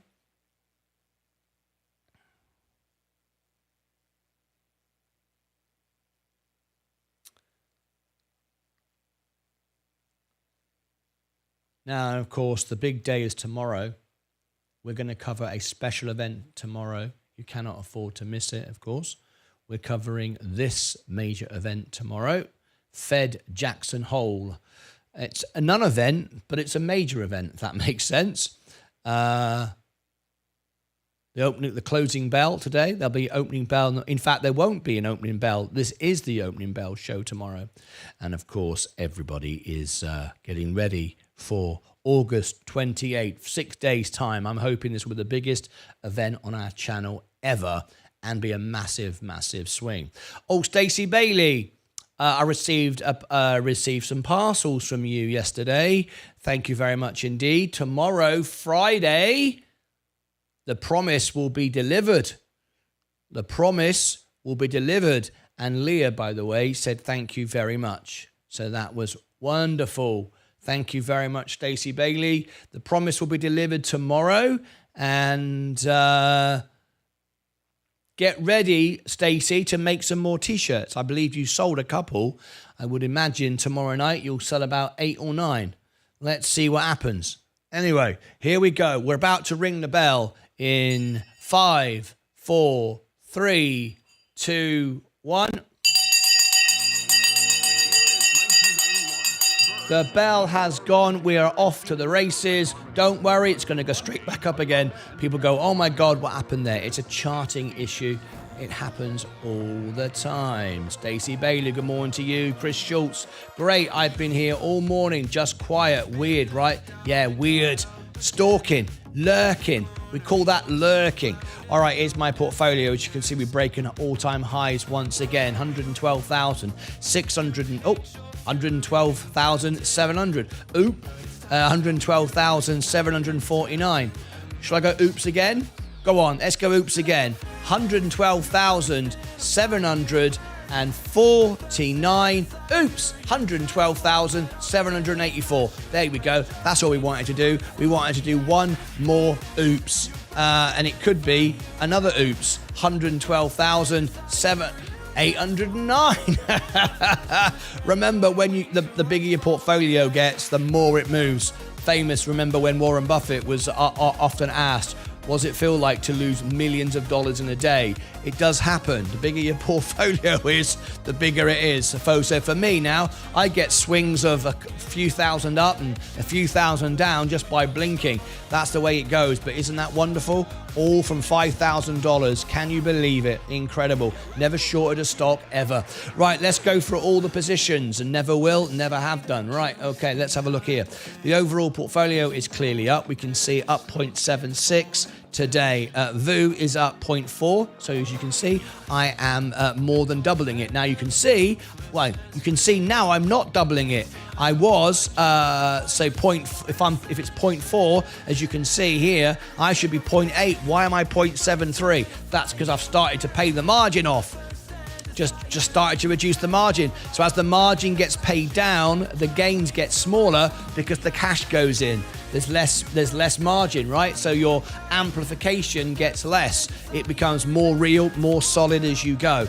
All right, the S&P is up. The Virgin Galactic is selling off again. Palantir going down, taking profit. Gold being sold today.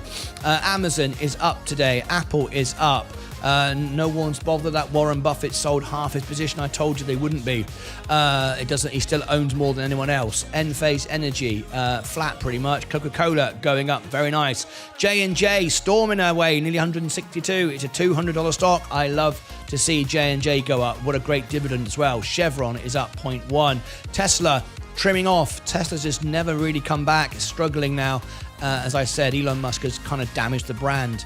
Rivian is going down. McDonald's is up today. Google is up as well, 0.73. Microsoft is firing off today, up 0.15. Nvidia up again, $130. There's my target. I said 130, 140 on the earnings. We've got 6 days to go for the earnings. It's bound to go to 140 now. Anyway, Walmart going up. Tilray is up slightly. Bit of barcoding on earlier this morning. Robinhood is up. IonQ, it's too expensive. Going back down. Rocket Labs up today. Plug is up. Rumble is trimming off. Bitcoin is just doing nothing. Just got to sit around and wait for a year. Don't see any point in owning it at all. Surprised it hasn't dropped further and people are buying the market. They're just sitting around watching everyone make money. I don't get it. All right, there's our brand new stock we got asked to cover this morning. Baidu. What else have we got there? How do you do? Nikola. Yeah, a few other stocks there popping up. There you go. Another great morning. Another record again. Another beat again. 112,799. Wonderful stuff.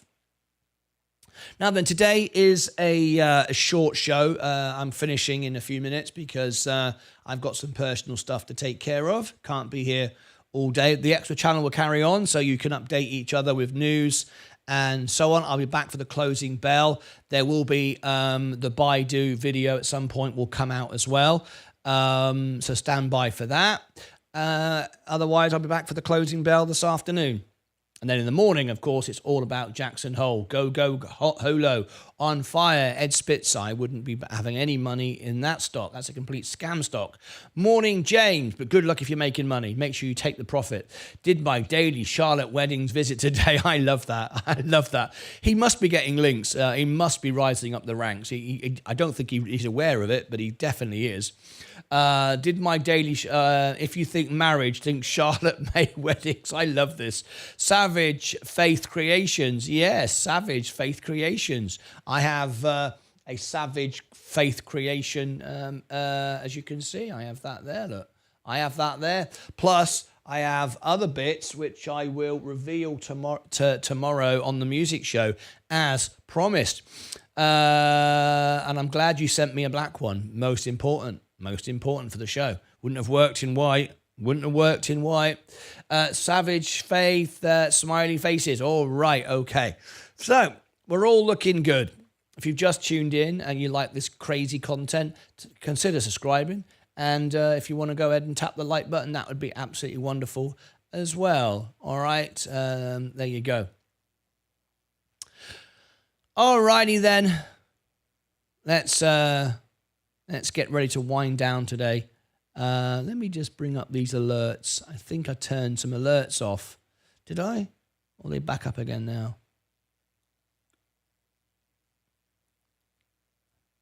I think I've got them all back up again now. Yeah.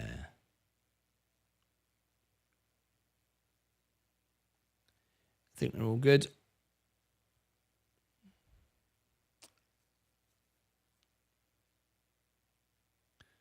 Right.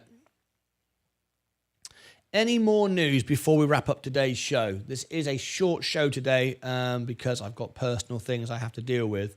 So I can't be here much longer. I'm going to just end the show, put out Baidu, and then I'll be back for the closing bell tonight. If you've just tuned in, I would love you to check this out. I've just recorded a Piano Man special. Billy Joel is back in the press at the moment. This is what he's doing. There's the secrets behind the Piano Man. And I thought, hello, you never know. I might get some views on this. No one's watched yet. I wanted to surprise everybody. I put it out about 10 o'clock, 11 o'clock last night. You might go, well, why did you do that? That's bloody stupid, isn't it? Everyone's asleep. Everyone's asleep in America and England. They were asleep. Why would you publish it at 11 o'clock? I know, stupid, right? But I didn't have time to do it any other time. I wanted it out. The news was out, right? So maybe it was a stupid idea. I don't know. Probably a stupid idea. Anyway, if I can give you part one, there's part one and part two. Please have a little listen. It will help the channel out and you might enjoy it. Right? Don't do it to help me out. Do it because you'll enjoy it. Do it because you'll love it. All right? Watch it again. Put it on replay. Tell your friends. Stick it on your social media. It's kind of weird, isn't it? With the thumbnail that Billy Joel used. You can see it. Pretty scary. And it's creating a bit of drama 50 years on. Anyway, we'll see what happens. Nvidia flying over 130. Yes, it's going all the way to 100. Well, I said 130. I'm happy with that now. Anything above here is good. 130 to 140. It's all gravy now. It's a $200 stock ultimately, but if we look at it now, you can see it's 130 plus. Don't buy it. Don't chase it. Own it for the S&P. Easy. Anyway, if you think get to the chopper, think Savage Faith Creations. I love this. This will all make sense tomorrow night in the music show. It'll all make sense what we're talking about. As I'm going to have to sort of like do a backward shot as well. So I need to prepare cameras behind me and in front. And Stacey Bailey, I've got to get to learn your Purple Rain as well. So I've got so much to do. Announces Chris Venesi announces Dr. Patrick Soon Xiong as major investor, co-founder and board member. News will be out soon. IBRX. Thank you very much, Chris. Hey, our friend from Russia, how are you today? How are you? What is it like in Russia right now? What does it feel like in Russia? Ukraine are now invading your country. Russia invaded Ukraine. Ukraine are now invading Russia with their drones. How does that feel? What's going on? What does it feel like for you? We got a friend here. One of our friends here is a friend from Russia. Always been lovely and supportive and respectful and decent, a great guy. But I'd love to get his comments directly from Russia. Anyway, maybe I should send Leah. Hang on, let me turn that up. Maybe I should send Leah wear plugs for some peace during all your shenanigans, lurking all night. She doesn't need any earplugs, trust me. Don't send me any more stuff. I don't want any more stuff. Anyway, no, we're okay. We're good. She's fine. Where she is in the office, she's fine. Purple Rain, can't wait until next week if you want. No big deal. That, we've had so much going on. It's been so hard to learn new songs at the moment with all the earnings going on. It's been difficult, but I'll do it. I always do. It just sometimes doesn't happen in 5 minutes. I mean, it's taken me a year to build up relationships to get Elon Musk on the show, and I'm still miles away. Got to build friends, relationships. It takes time. So just because I'm here every day doesn't mean you can go, oi, do this. Oh, and it's done straight away. It don't quite work like that. And as I get busier, the oi, it doesn't work like that. It gets extended. All right. But I'll always do everything I've said I would for the members. Even if I have to take days off, stop the shows, catch up, I will. You know I will. I've done members days where I just do that all day long. So I'll do whatever's necessary to support my members. Right. Look at this. Look at this. Look at this. I've never seen money like it. I know a lot of you are rich. There's a lot of people here with lots of money. There's lots of people here with no money. But I've never had money like that. People thought I was a multi-millionaire with my One Night in Vegas show, but it cost me millions, right? I didn't make any money. I had massive lorries and orchestras and showgirls and equipment and expenses, and I looked like a rock star. Kind of was a rock star in theatre world, but I was broke. I had no money. But this is the most money I've ever seen in my life. I mean, I've never had money like that. Ever. It's beyond what I keep telling Leah. I'm a millionaire. She says, "You're not a millionaire." I said, "I bloody feel a millionaire." She said, "You got 112,000. I said, "Yeah, but that's a millionaire, isn't it?" Technically, I might be a millionaire soon because I own my house, right? And I've got that. So, might be a millionaire soon. There you go. I'm a millionaire now. And I've got Leah who loves me. I've got a great audience. I'm a millionaire. I've got $1 million of love in the bank. There you go. So I'm already a millionaire, and there you go. Let's read the comments. Here we go. Our friend from Russia. Everything is fine, Martin. Thanks. Drones are flying, yes, but I am far from them. They fly in Moscow. I bought shares of Hall at 30 cents, 50,000 now. I sit and watch my portfolio grow. Wonderful. Isn't that great? Isn't that great? Holo. Look at that. He means Holo. Yeah, he bought Holo. Everything is fine, Martin. Thanks. Drones are flying, but I'm far from them. Okay, brilliant. Isn't that amazing? We've spoken to people live on the show directly from Ukraine, and now we're speaking to somebody live on the show directly from Russia. So I'm going to send a message.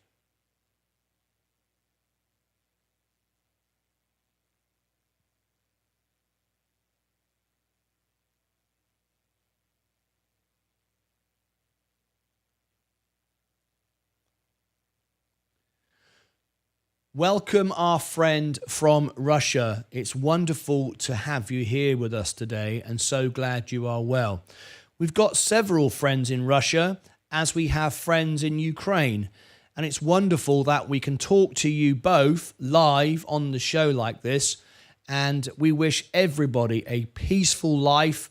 We want the war to end, no more violence on either side, and thank you very much for being here and being part of our family, and we wish you and all your family and friends, fellow Russians, a safe, healthy, prosperous future, as we wish all our members and all our friends from around the world a safe, healthy, and prosperous, happy future. Thank you for being here, and it's our pleasure to have you on the show.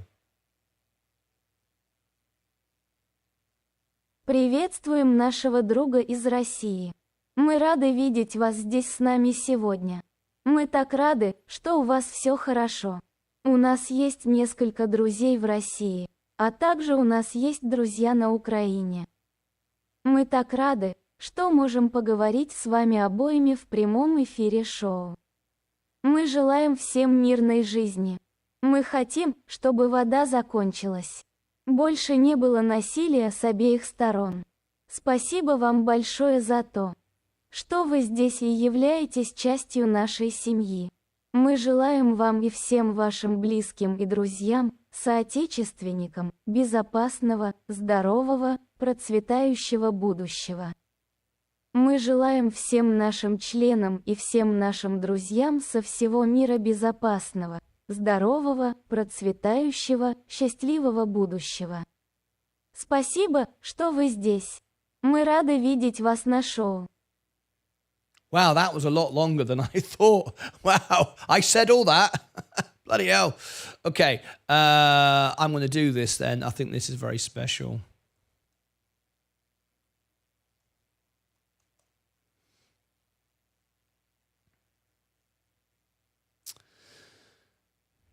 So let's do this like this. This is very special.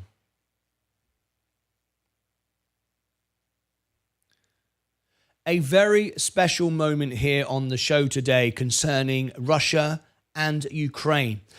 I've actually got a guest here live from Russia with me in the show, and I'm going to show you what he said to me, and I'm going to let you hear my response in Russian back to him.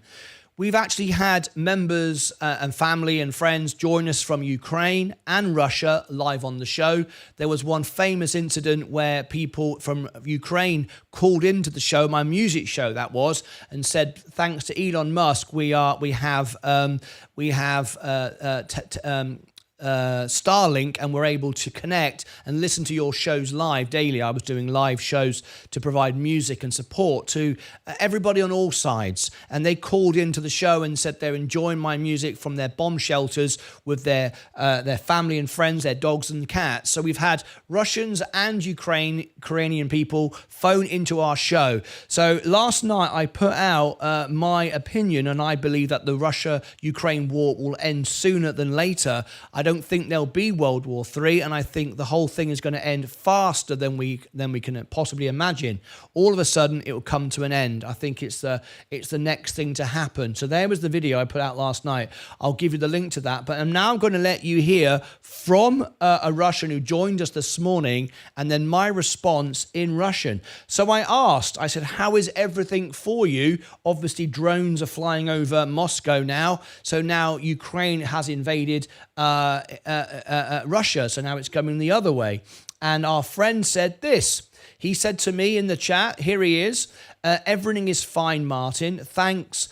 Drones are flying, yes, but I am far from them. They fly in Moscow, and then he goes on to telling me he bought shares in Holo. He spelt it incorrectly, then he corrected it. He's buying shares in Holo. He's investing in the stock market, just like we are today. So I replied back to him with this comment, and you might want to translate it and see what I had to say in Russian. This is what I said.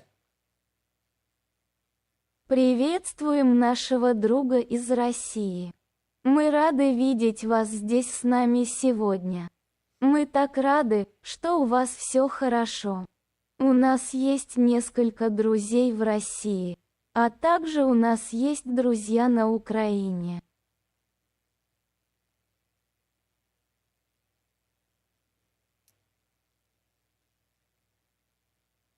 Приветствуем нашего друга из России. Мы рады видеть вас здесь с нами сегодня. Мы так рады, что у вас все хорошо. У нас есть несколько друзей в России, а также у нас есть друзья на Украине. Мы так рады, что можем поговорить с вами обоими в прямом эфире шоу. Мы желаем всем мирной жизни. Мы хотим, чтобы вода закончилась. Больше не было насилия с обеих сторон. Спасибо вам большое за то, что вы здесь и являетесь частью нашей семьи. Мы желаем вам и всем вашим близким и друзьям, соотечественникам, безопасного, здорового, процветающего будущего. Мы желаем всем нашим членам и всем нашим друзьям со всего мира безопасного, здорового, процветающего, счастливого будущего. Спасибо, что вы здесь. Мы рады видеть вас на шоу. So there was my response back, and if you'd like to know what I said, I'm sure you can translate that. I will send this to our Ukraine and Russian friends today. And isn't that wonderful that despite what's going on, we're able to speak together live on the show And for everyone, there isn't a war going on. Like I said yesterday in the video, World War II, most people of the world didn't know a war was going on.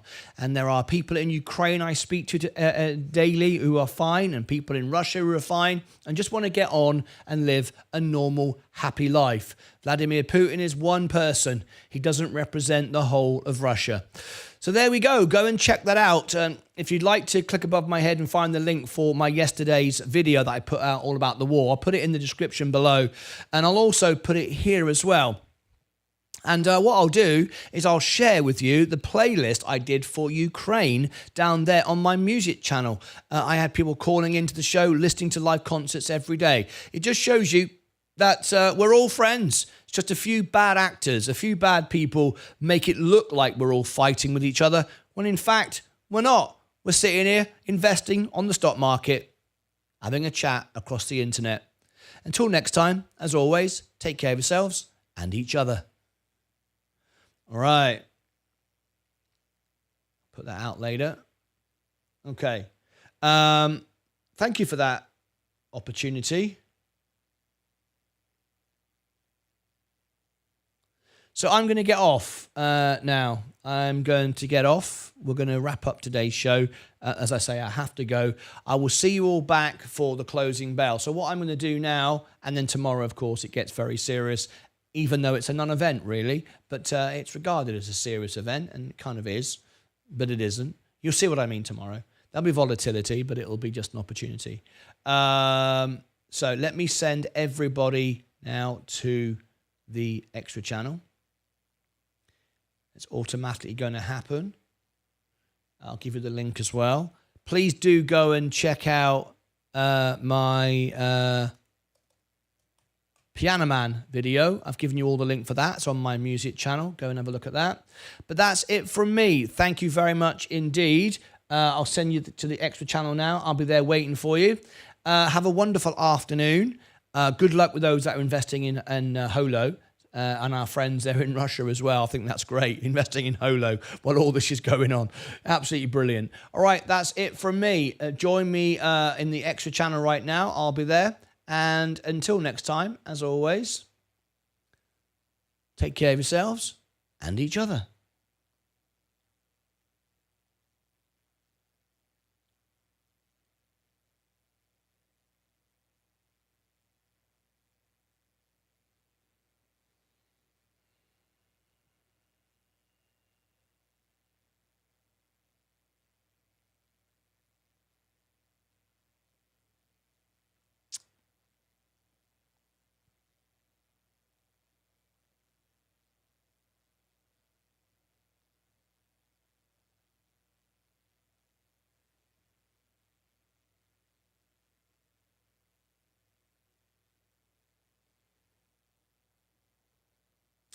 Okay, we're now on the extra channel. Let me bring all the lights up.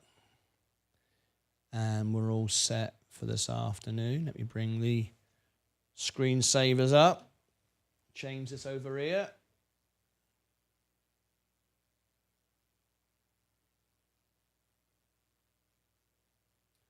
There you go.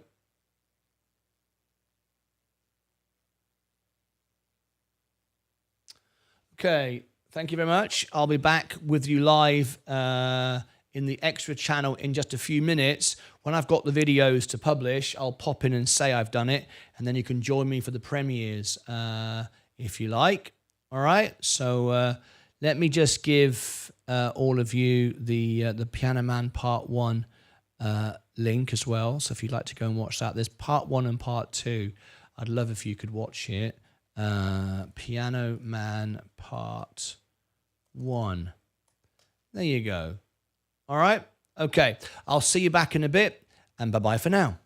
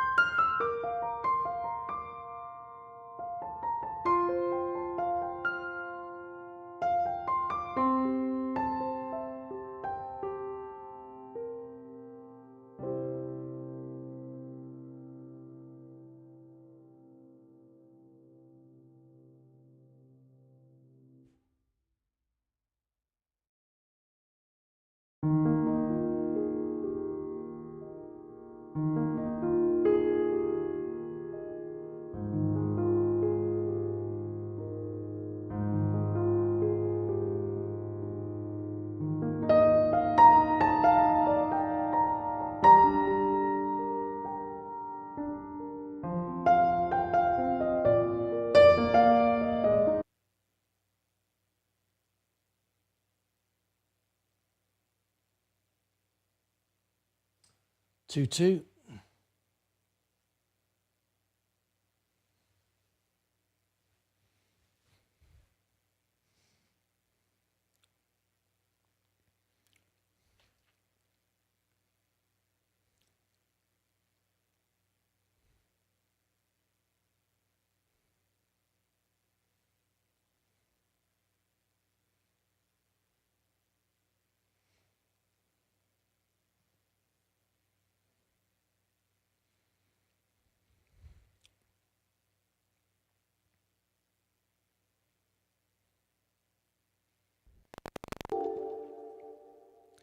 Good morning, good afternoon, good evening, and welcome to Martyn Lucas Investor. I hope you're all well. We are in red. I'm wearing a red jacket because it's a crashy day today. I call it a crashy day because everybody messaging me today saying, what's going to happen tomorrow? Of course, it's all about tomorrow. It's an event, a non-event, all in one tomorrow, and everybody's a little bit fearful. Or are they? Are they? Let's have a look at whether they are fearful or not. We're just a short while away now, less than 24 hours away from hearing from Jerome Powell at Jackson Hole of where we're going to go. So I prepared for you an NVIDIA Jackson Hole special. I'm going to start that in just a few moments' time. So I'm going to clear the board there a minute. And we're going to do this in a second. We're going to get ready for an NVIDIA Jackson Hole special, Crash to Boom. We'll just wait for everyone to come in. Let me see who's here. We've got Team Fusion. Just celebrated a new membership. Thank you, or at least a celebration of one. What else have we got here? We've got Ernest has just become a member as well. Thank you this morning. Hi, everyone. My Mike. Hi, Kalansky and Joker. Hello, Joker for Life. How you doing? Hi, everyone. Shane Hinsman, David G. Is that GVN? Is that a new? David Ewan, but of course it's David GVN. Hello, long-awaited video. Well, we're live. This isn't a video. We're doing this live. Evening, Kazensky. How are you? Hey at Banana Heads, good evening everyone. Hi. Hey Mike, how you doing? When is Powell's speech? Tomorrow morning, live on the show. We'll be covering it. Vaz, okay Mike. Crash, tomorrow at what time is the speech? It's on our upcoming live streams. You can see it. Let me share all the positions here. Here is, if you go to the homepage, you can see exactly where everything is on the channel. Here we go. If we go down here. Oh, hello a minute. Oh, this is just driving me up the wall. I'm so disappointed with these upgrades that have recently happened. Nothing works properly like it used to. Dear oh dear. I'm going to try and make this work. No, I can't get down to there. I apologize for this. Recently, I've been struggling with everything working. Let me free up some more RAM. Let me just see if I can do that now. I'll show you on the homepage of the channel, upcoming live stream, Jackson Hole. You can see it right there. Just look on the homepage of the channel where you are, and it will show you all the upcoming shows. I've got a special NVIDIA coming up in a second. Just trying to free up some RAM. I don't know what's going on. Since we have had upgrades, my computer just does not perform the way it used to. It's bloody an absolute nightmare. Just please bear with me. I can't change my scenes again at the moment. Every day I'm restarting. It's an absolute pain in the arse. Do apologise. I'm trying to share a screen and it won't let me share anything. Okay, I've got that one there. What about the trading screen? No, that's not there. Let me bring this back up again. Sorry about this, folks. Nothing I can do at the moment, I'm afraid. I might, if Chrome continues like this, I'm going to switch browser and try something else. But over the last few weeks, it's been a nightmare. I wonder if I can just, if I can restart. That'd be a shame. I don't want to do that, really. I've just laid out all my... Just laid everything out. Damn it, this is annoying. I've just set up my show for you to be able to present some stuff, and nothing's working. Trying to think what I can do. Let me close a few windows down. Let me see if that works. It might not, but I'll try. Just bear with me. I'm going to try and shut down a few things. I don't need any of this. Don't need that. Don't need that. Don't need that. I'm going to try and shut a few windows down. Don't need that. Okay, I want that. Okay, so I've just shut down 50 bloody windows. Let's see if I can shut any of these down as well. Don't really need that.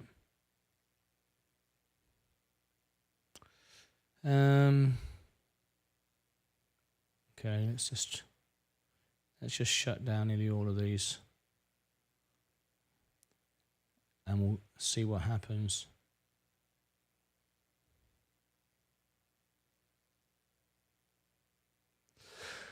It'd be interesting to see what happens if I shut down all these windows.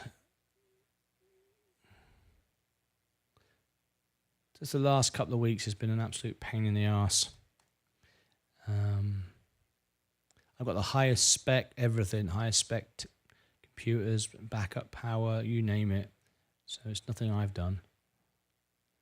Okay. Well, I've shut down every single window other than what I need. Let me see. Look at this. Look, see, it's a graphics. It's a graphic situation. I mean, in fact, that's a Google situation. You see that? Look, because that there is the Google screen, and it's doing that. It's a Google situation. Let's shut down this. Bloody hell! There'll be nothing left open in a minute. Let me quit that. Okay. Oh, there you go. It's come back up the moment I quit that. That's interesting. I wonder if it could be to do with that. Okay. That was interesting. The moment I closed down that. Now let's change that camera. That's interesting. Because that is a graphic card. Okay. Let me change to... Camera 2. Let me do that. Here we go. Camera 2. Okay, we'll do that because that's one thing I have done recently. So you never know. That might be the reason. It's always good to test these things out. Right. Okay, I think I've got everything I need now.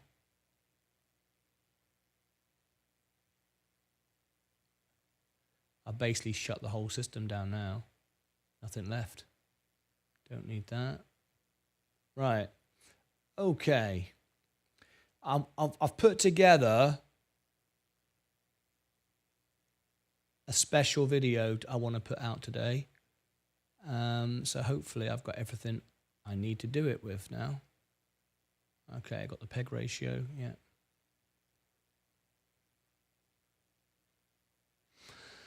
Okay, are we good? Have we got everything fixed? Let's see if we can bring back the overlays again. Ah, yeah. That's better. Let's check the RAM. I might have just discovered what it was. You never know. Google now has dropped. Yeah, that's a huge drop. Okay. All right. Thank you very much for your understanding. Appreciate that. How many people are still with me? Did anybody switch off? Oh, bloody hell. Everybody's still with me. Could you all tap the like button because I'm going to make a special NVIDIA video now for the morning. if you could. Right, let's do it. So let's make a start.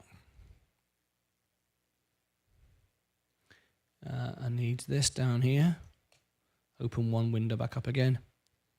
And there we go. Let me add that up to there. Right. Okay. First live stream, opinions on Wolf, Sidus, MNTS, says Lucius Dane. First live stream. I can cover all those stocks. It's a members perk, though. I have to. Oh, yeah. Have you posted that several times? Yeah, it does look like you have, doesn't it?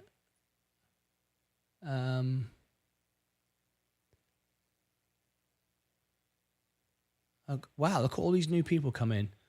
Okay, that's very strange. Right, let's make a start. Sorry about all that. Let's do it.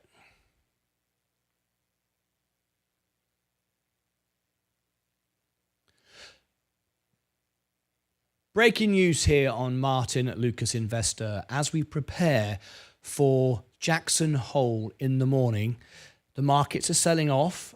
People have been messaging me all day through my X, through my Instagram, saying what's happening. Markets are all selling off. Are we in trouble for tomorrow?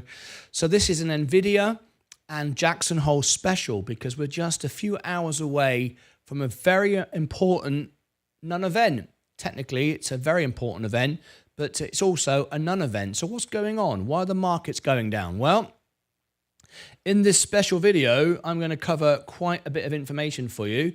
I'm going to cover the information we might get on the Fed Jackson Hole tomorrow, live on the show. We're also going to talk about the S&P 500, the liquidity, the index of it. We're also going to feature NVIDIA and look very closely at this here, the peg forward. It's very, very important. We're also going to look at how tech is being dragged down but just before Jackson Hole. Very comprehensive video. Look at the buy rating of the S&P. All of that we're going to cover. What is Jackson Hole in the morning? We're going to cover that as well. And look at the fear index, which is neutral. Okay, so without further ado, let's make a start on it. Here's NVIDIA going down today. Everything's selling off. Thank you, Jojo S. Jojo_S has become a member. You are the epitome of what's good on YouTube. Love you, gesture. Thank you very much indeed. That's much appreciated. So let's start. Tomorrow morning, we have at 9 a.m. in the morning, we have Jackson Hole. Jackson Hole is when we listen to Jerome Powell speak ahead normally of the FOMC report. The FOMC report comes up in September when we'll get rate decisions. I anticipate a rate cut, 100%, no doubt about it. I've said for the longest time a rate cut will come in the summer of 2024. So for 18 months now, I've predicted this event. I've never changed or wavered. That happens in the morning. Now tomorrow, what we're going to get is Fed Jerome Powell hopefully not, make an announcement about rate cuts. We do not want an emergency rate cut. An emergency rate cut of 0.5%, even though, and we'll talk about this in a minute, Jerome Powell and the Fed are using backward-looking indicators. They're data-dependent. They need to stop being data-dependent, more forward-thinking, but that's just their way. They've achieved their goal. They should be celebrated. However, they are using backward-looking indicators. Tomorrow, if we get at 9 a.m. Central, we'll cover it live on our show. You can see it there. You can see we'll be early, normal time in the morning covering this event. If Jerome Powell says we're going to get a 0.5% rate cut, the market will crash within minutes, seconds. because that means they recognize they're behind the curve. They're not on top of the situation, and it would drive the markets down because people would fear there's something worse, something they've missed. Even if they don't believe it, they know everybody else will believe it, and it's like a bunch of lemmings running over a cliff. Everybody will sell off, which means everybody else will sell off because everybody else is thinking, well, I might as well sell off as well then. No point sitting around having your money go down. However, I won't do that. I will sit, wait, and buy some more as we go lower than we are now. If that happens, if he announces a 0.5% rate cut, that's why we're going to cover it live. I don't think for a moment there's a slight chance in hell we will get any rate decisions tomorrow. We will get the rate decisions on the FOMC report. I think it's September the 15th. We'll cover it live on the show. And it will more than likely be 0.25%. It could well be 0.5%. I'm sort of split between the two. I think now, as we move forward and economic data more and more comes in, I think I'd prefer 0.25%. That would suit me better. But I think that's more likely anyway. But tomorrow morning, it's all about sentiment. It's not about rate cuts. It's about a dovish call from Jerome Powell. We need him to say the economy is okay. We're not going into recession. It's a soft landing. Everything is fine. Employment is under control. Inflation is under control. Everything else like that. He'll talk about macro conditions and data, and we'll research the new figures as they come in. He always does. But hopefully that'll be it. It'll be a non-event. And a non-event will be a big event. It means everything is normal, and we're going to get a great result in September. However, we need to look at the broader market. Why is everything selling off today? It's repositioning. What we've got today is repositioning. If we just look over the last 3 months, we can see on my position, remember I'm only in the S&P, I'm up 7%, 6.94. Remember though, I'm fully in with margin, so I double. If we're up 3%, I'm up 6%. If we're up 10%, I'm up 10%. If we're down 10%, I'm down 20%. Remember that. So, did I get that right? Each way, I'm double whatever it is, up or down. So it's been quite good, right? Even without margin, we've done pretty well. We had that carry trade, that sell-off, and of course, we're heading now back to new all-time highs with the S&P. We are trimming off today. That was completely expected. Now, a lot of this has everything to do with NVIDIA, and we're going to come on to that now. Why that's important. All right. So if you've just tuned in, we are making this video during a live show. Please subscribe to the channel. And if you wouldn't mind, tap the like button. That would be absolutely fantastic. Right. Let's have a look at, first of all, a better explanation of Jackson Hole, and then we'll come on to NVIDIA and all the other information. So let me just see who's with me. We've got a lot of people tuned in this afternoon for the making of this video. This will go out later because not everyone sees it at the same time.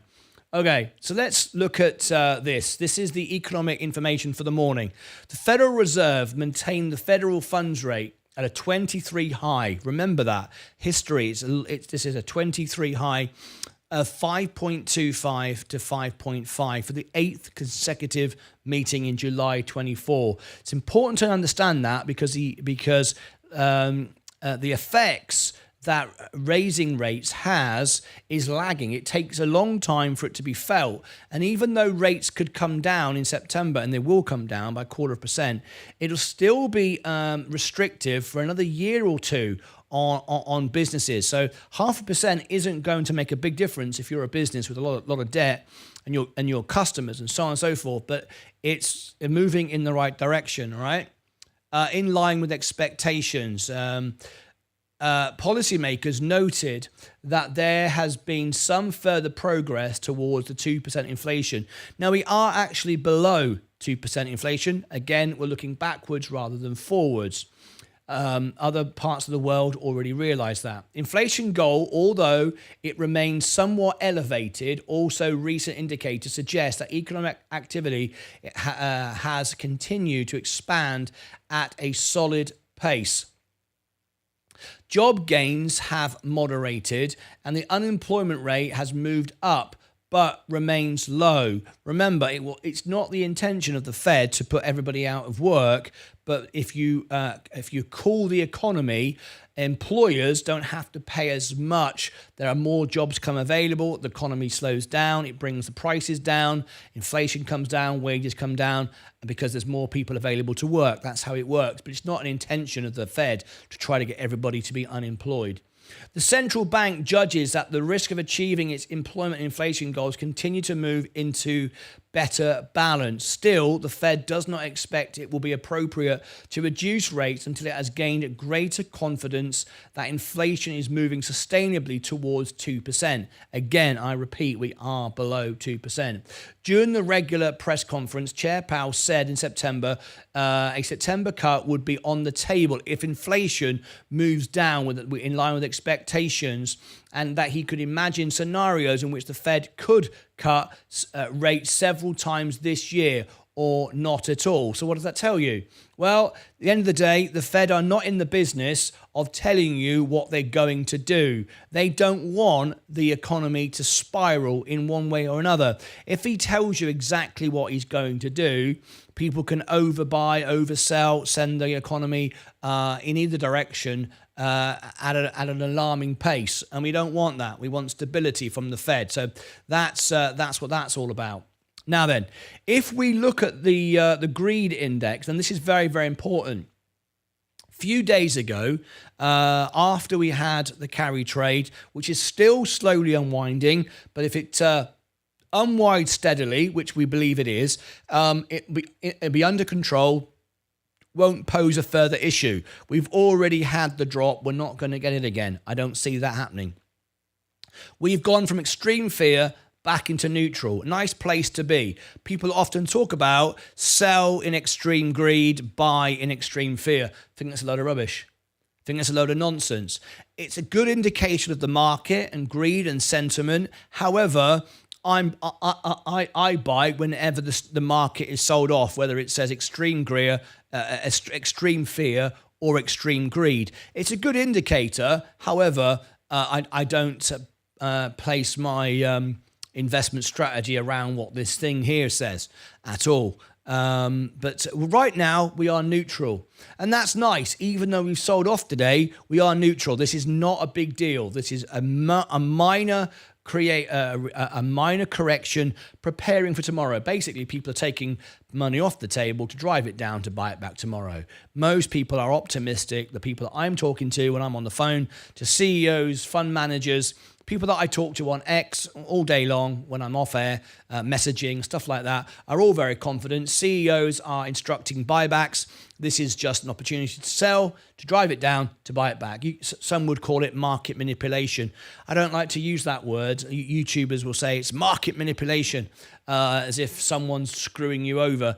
It really isn't. It's just the market doing what the market does. Trading, preparing for positions. All right? So anyway, let's move on and talk about NVIDIA and the global sentiment of the market and understand a bit more about what's going on. I'm going to show you this indicator, which suggests that the S&P 500 is a good buy. As you can see, it's sitting there right now. This is a guide to the S&P. It's a buy, even at near all-time highs. Despite selling off, we've got a good buy signal here on the S&P.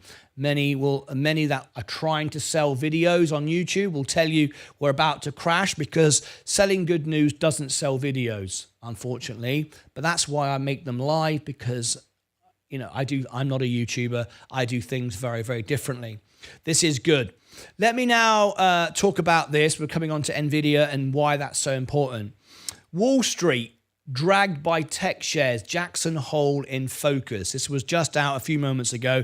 If you want to get my all my software which gives me all this information ahead of time. I have two. I'm going to give it to everybody now during the live show. I've got the best deal that's available from both of these companies. Seeking Alpha, you get a trial for free. You can't get a free trial without me or anyone that gives you a referral.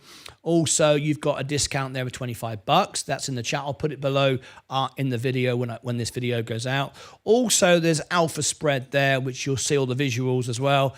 And you can get a free plan of that or a discount, which is so great. It makes my membership for free because I know the CEO of the company. Anyway, so key points. First of all, weekly jobless claims in line with expectations. There was no big move. Some people got a little bit, and the numbers are a bit violent on the jobs numbers.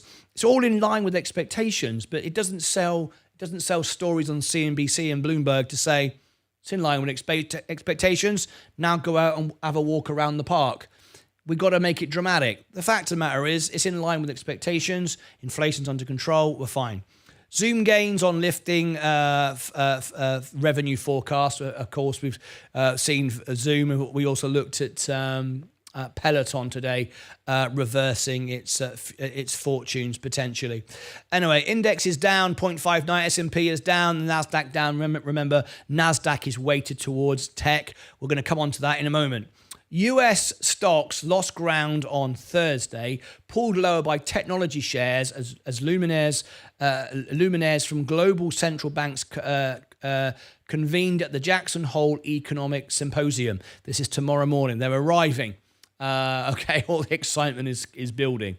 All three major US indexes extended losses in the afternoon trading, moving opposition to rising benchmark treasury yields after economic data eased recession fears. Weakness is the so-called Magnificent Seven, mega-cap growth stocks weighted heaviest on the tech-laden NASDAQ. Now, let's remember, and that's why I wouldn't be in the NASDAQ. I think that's a bad idea. The S&P is a much better balanced approach. You've still got that heavy tech weight without the all-extreme version of it.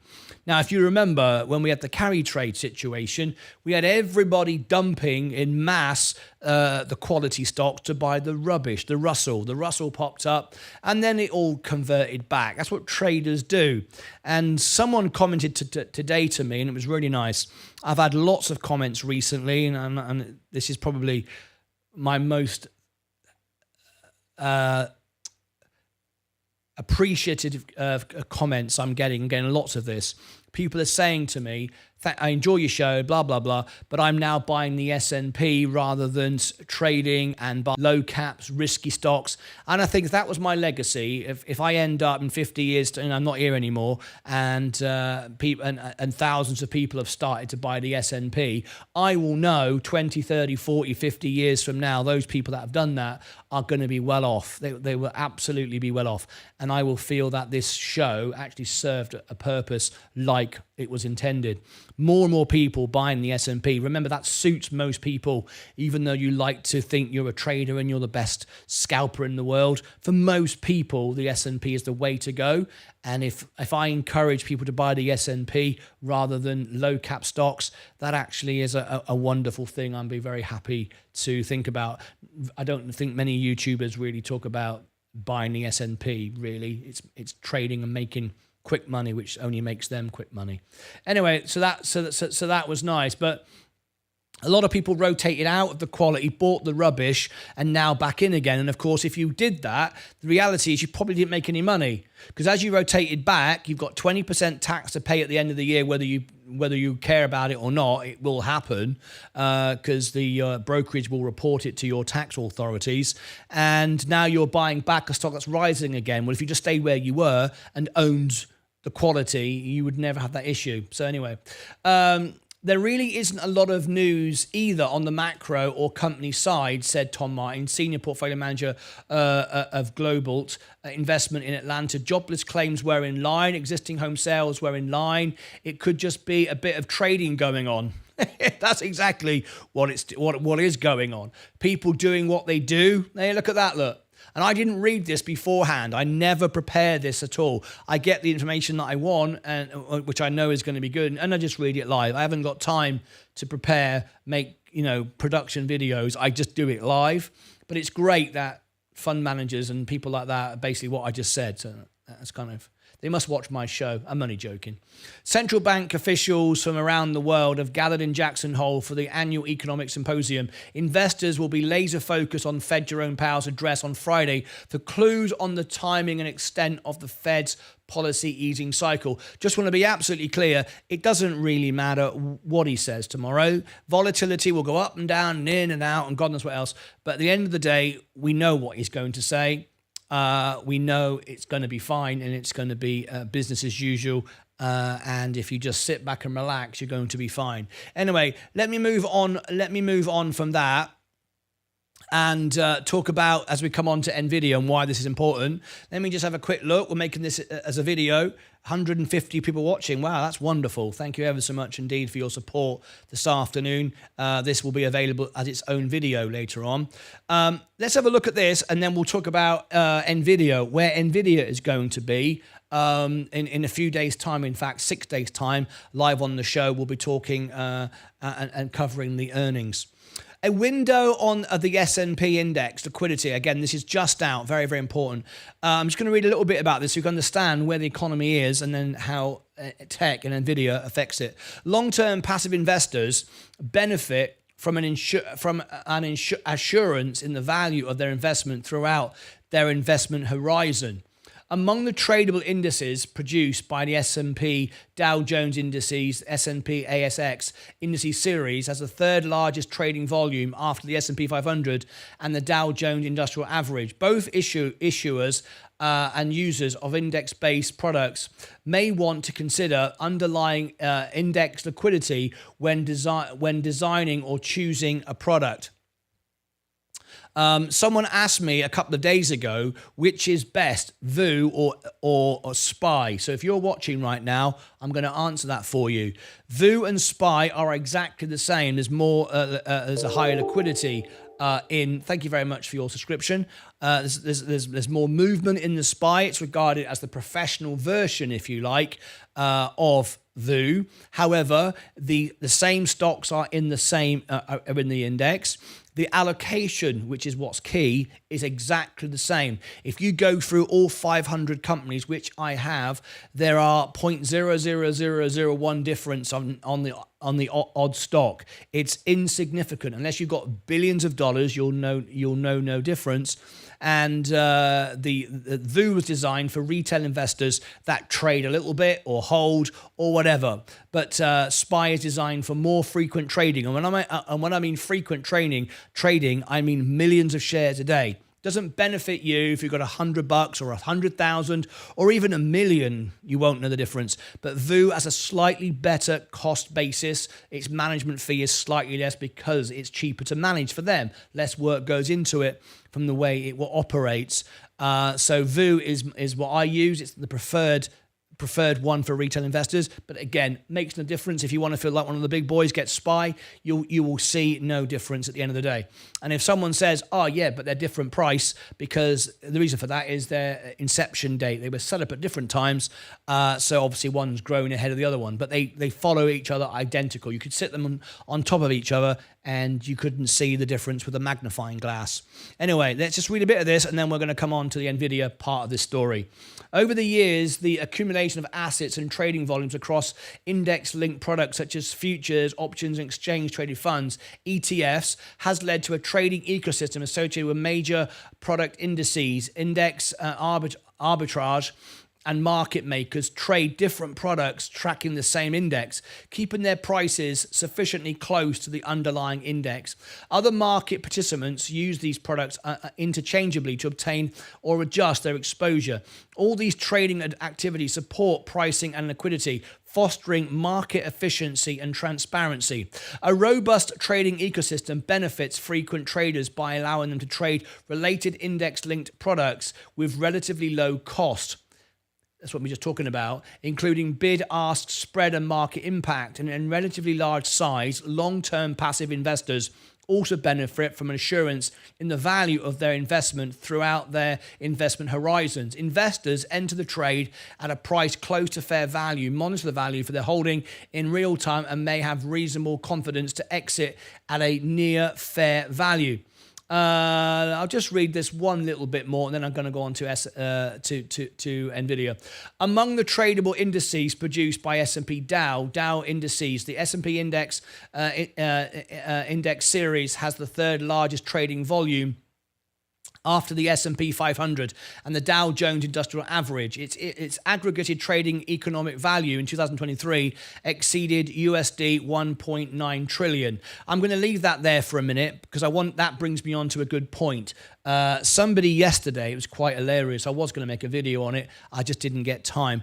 Someone said, "You're a pumper and dumper," and we were explaining what a pumper and dumper is. And I'm not a pump and dumper. If you were there, you would have seen what I was saying. But they said, well, you are pumping the S&P. And it was one of the funniest moments ever on our channel, because basically to suggest that I can pump the S&P is suggesting that I can actually pump and dump on the richest people in the world and dump on them. In other words, I'm more powerful than Warren Buffett, Elon Musk, the King of England, and Davy Crockett. I don't know, Genghis Khan, Caesar. Where are we going to end with this, right? Anyway, you can't pump and dump the S&P 500 unless you've got trillions of dollars and trillions of viewers, and somehow you know more than everybody else in the world combined. Was quite a funny moment. But anyway, let's talk about. I've got so much news to share. I just think this video is long enough. So let's talk about NVIDIA just for a moment. Now, AI is what everyone's focusing on. Can NVIDIA save the S&P tomorrow? Will it be the stock that protects the S&P, or if you buy it individually, or the Nasdaq, or whatever? What if NVIDIA tomorrow doesn't? On the 28th, we're going to cover it live. What if it doesn't beat earnings? What if it's just okay? Remember, it's priced for perfection. Or is it? We're going to come on to that now. So let's talk about NVIDIA for a moment, and I'm going to show you a couple of things which I think is really important. So let me just bring it up live as I'm doing it now. NVIDIA is the number one, everyone knows it, about AI, right? The trouble is, no one knows yet what AI is going to deliver financially. We all know it's potentially the future. You believe it or not, I don't see any doubt. We've never had a period of time when groundbreaking technologies kind of faded out and went away, did we? Betamax was the best video recorder, but it was overseen by VHS, which was worse quality, but it was cheaper to produce, so it took off. CDs were digital, and now downloads have taken over. And guess what? Downloads weren't as good as CDs. The quality is lower. We're actually getting worse quality, but faster. It's all about data and efficiency. That's a little example there. If we look at technology, it's actually got worse, but more efficient, so we like it. It's not actually got better. The build quality, I was just visiting Ford garage today, talking about electrical problems, and the head of Ford Technical came down to speak to me today. It's part of an interview I'm putting together for Ford, and telling me that the wiring in Ford is the worst of any car, of any brand. Technology hasn't learned anything. It's actually just become cheaper and more efficient. It hasn't got better in quality.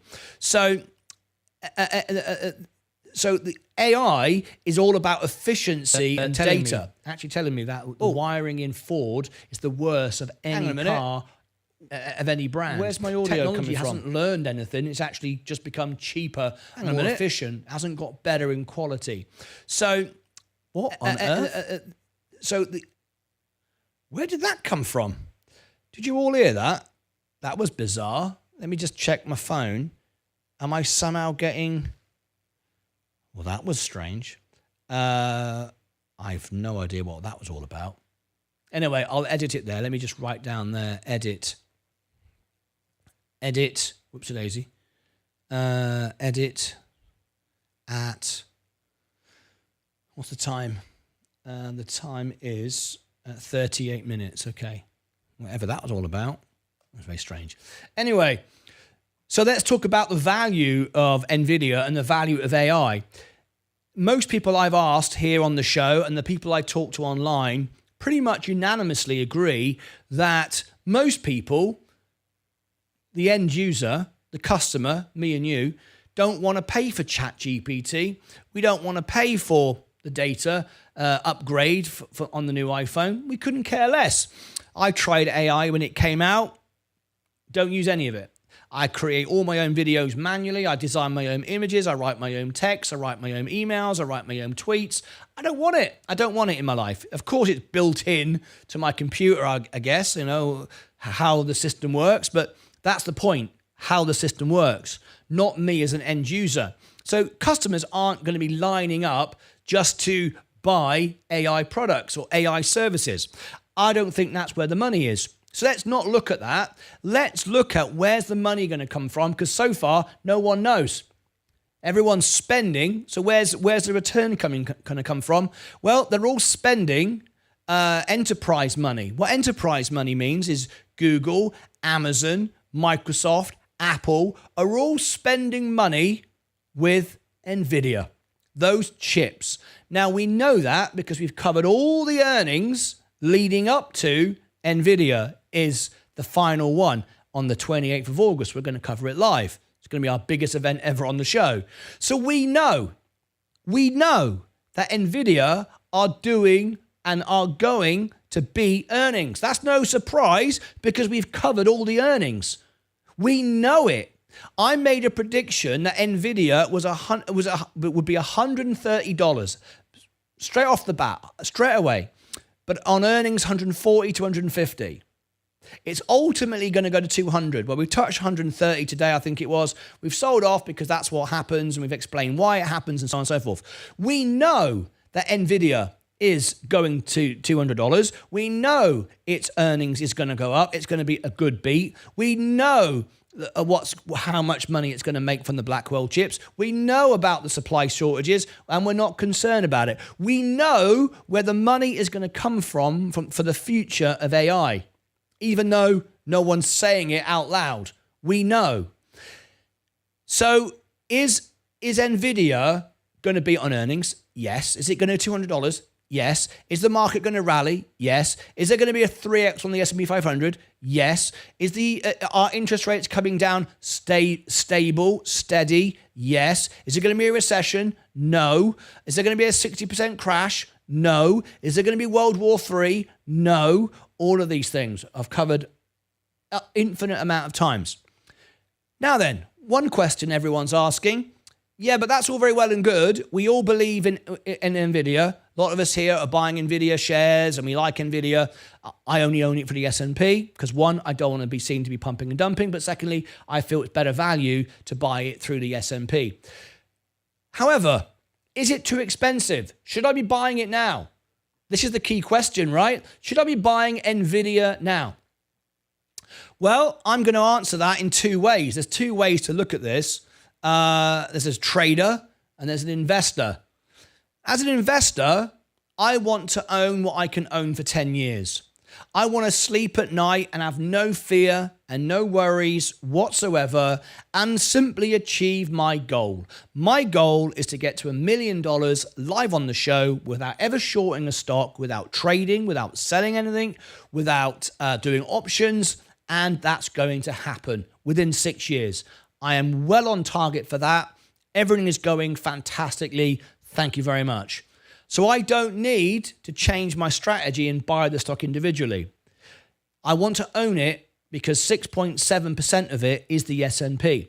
And then everything else at the top, like Amazon and Microsoft and Google, will benefit from it long term because they make money when NVIDIA makes money. But is NVIDIA too expensive as an individual stock right now?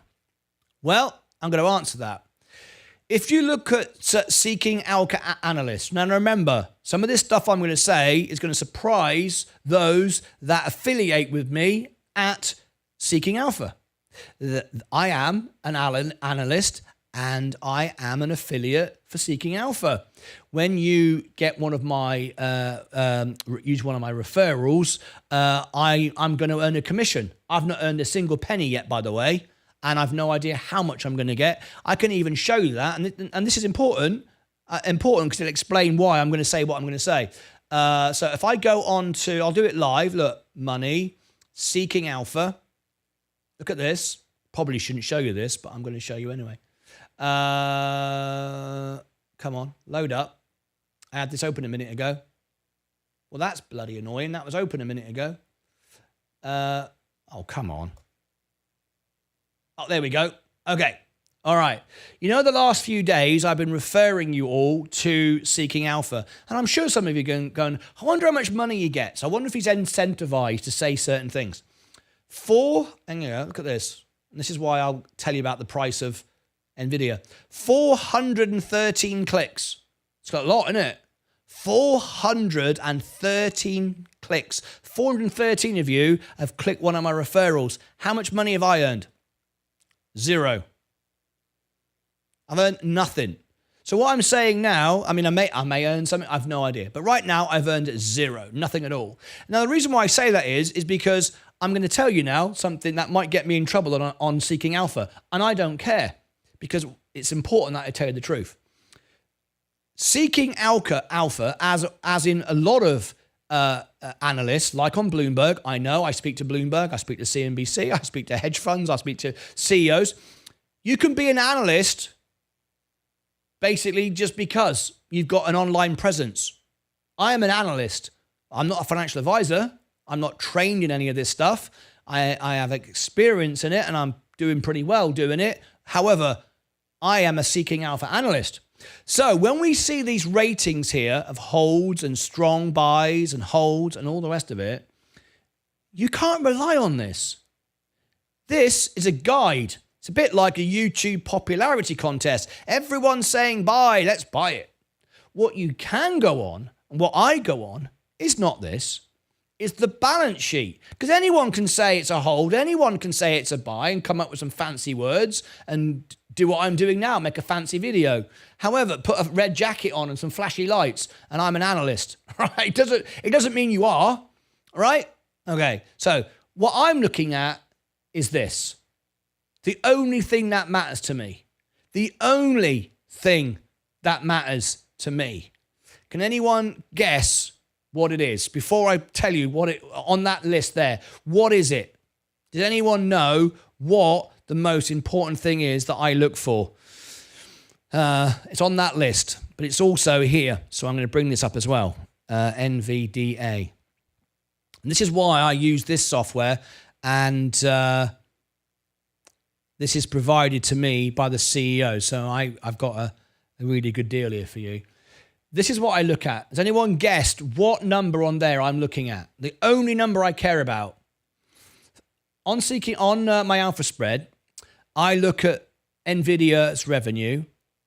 And what I'm looking at growing revenue with a S-curve. We have an S-curve projection and a massive 31% increase recently.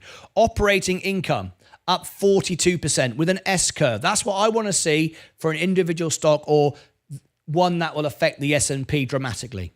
A net income up 43%. All right. Financing cash flow, that's down. Investing cash flow, that's down. Operating cash flow, 44%. I'll come on to what that number is in a second. But here it is. We're moving more towards it. 77.1 billion assets, 27.9 billion in liabilities, of which long-term debt is 8.5 billion. 8.5 billion. But in cash, we have 31 billion in cash. I am looking for fundamentals, not rah-rah, not it's sexy, it's rock and roll. I'm looking for fundamentals. Looking for growth. I'm looking for cash. I'm looking for balance sheet.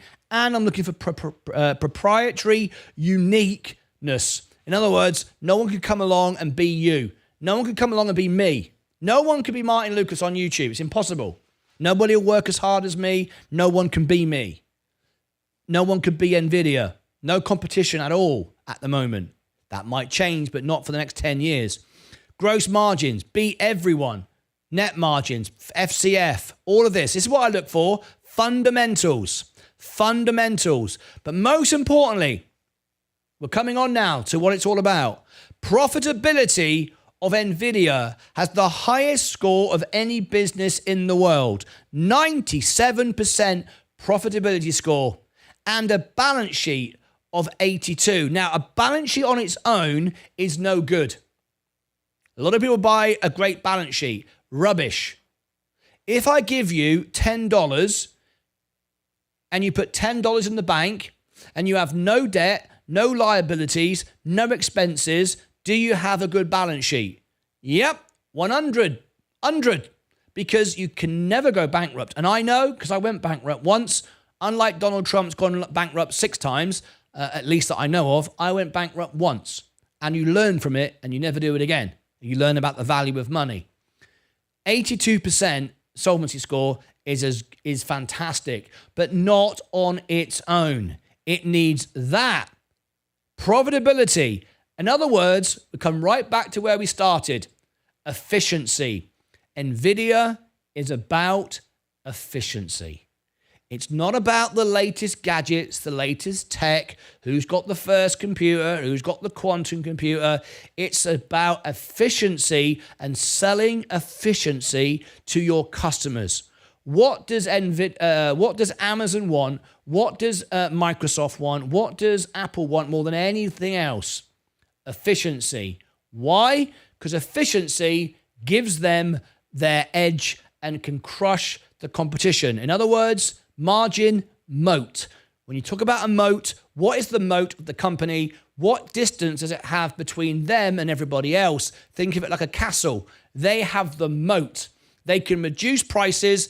The competition has to reduce their prices and they go out of business. That's why you cannot replace Coca-Cola. You cannot replace J&J. You cannot replace the S&P. You cannot replace NVIDIA.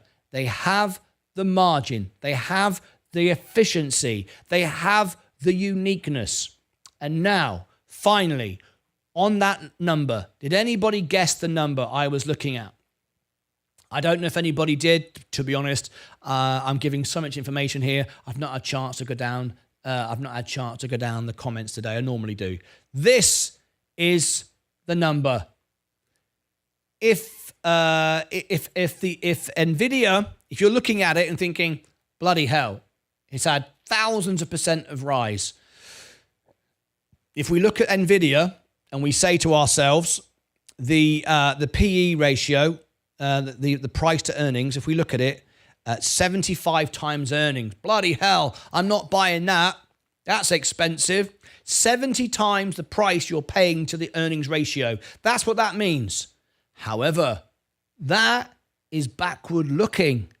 That's as useless as chewing bubblegum trying to solve an algebra question. Useless.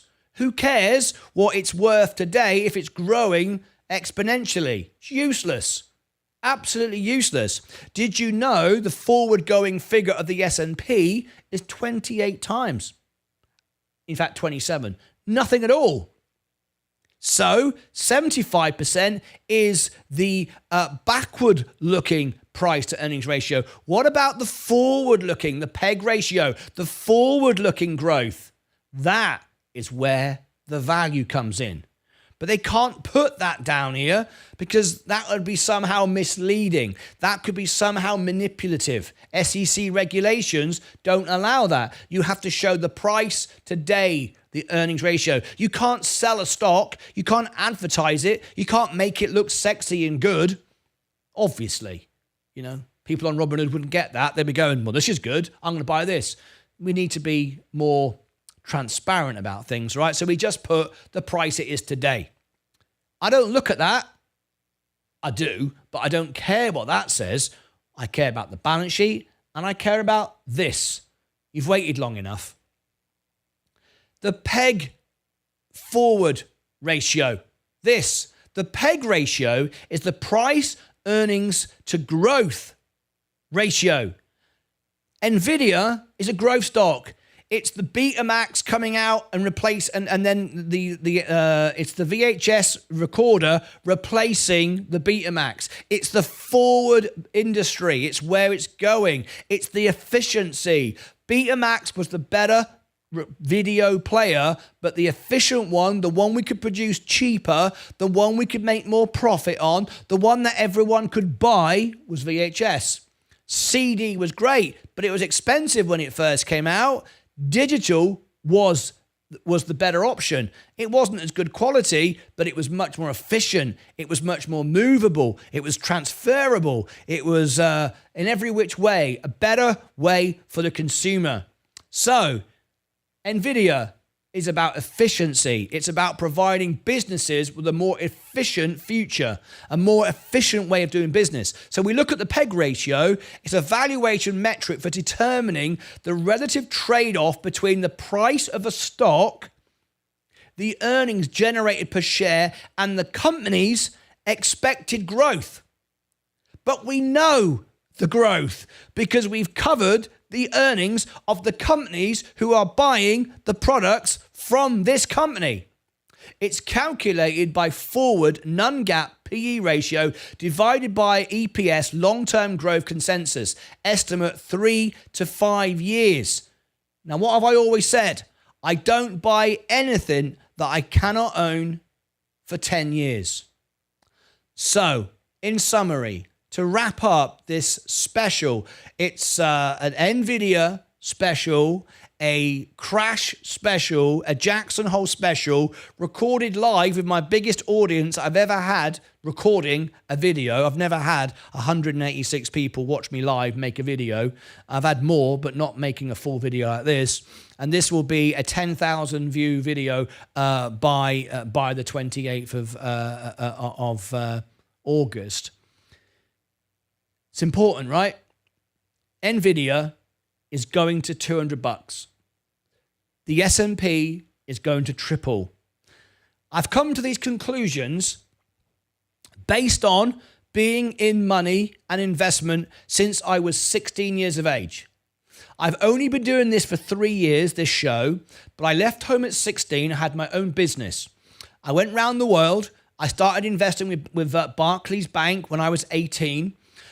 Spent several years doing that, never made any money because them days you had to pay to trade. I always made money, but I never got any profit. It was just covered the cost of doing it. But I've been following the stock market now for about 30 odd years. I'm 55 years of age now, so somewhere like that. And I've had a certain amount of experience. I went all the way in history, all the way in maths, and I went bankrupt once. I had my own limited company. One night in Vegas, we hired an orchestra. We went all around the world. So I've had some experience of making money. Making money is easy. Losing money is the hard part. Keeping your money, being efficient. And I recognize without any hesitation, and I put my money where my mouth is, because every single penny I have in the world is there. I have used margin to take me to 50% buffer zone. That is responsible. I could borrow more. I could borrow another 50 grand.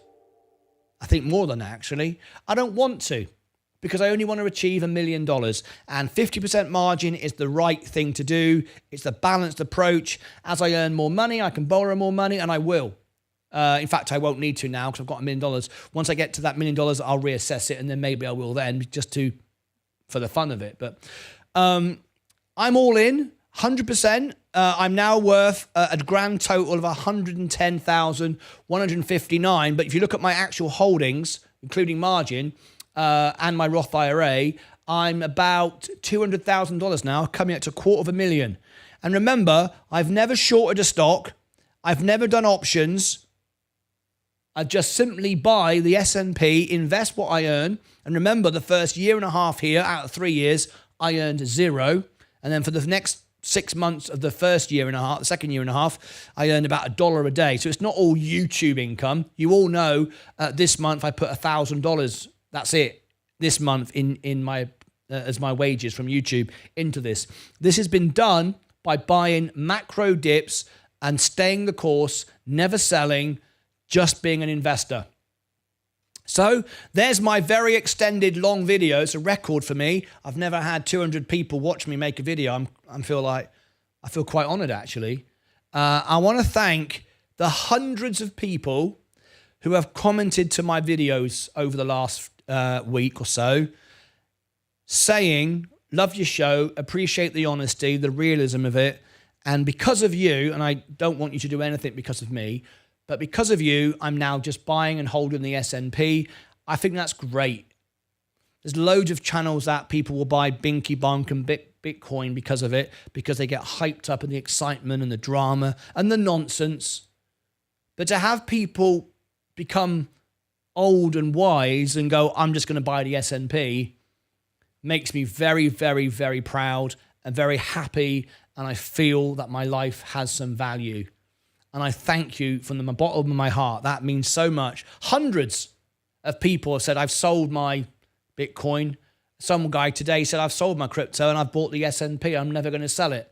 I'm in a position to do that. And I thought, wow, that's brilliant. Because a year, 2, 5, you're going to be up.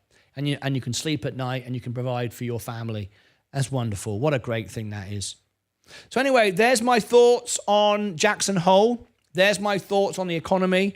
There's my thoughts on NVIDIA. I hope you'll all watch this video when it comes out.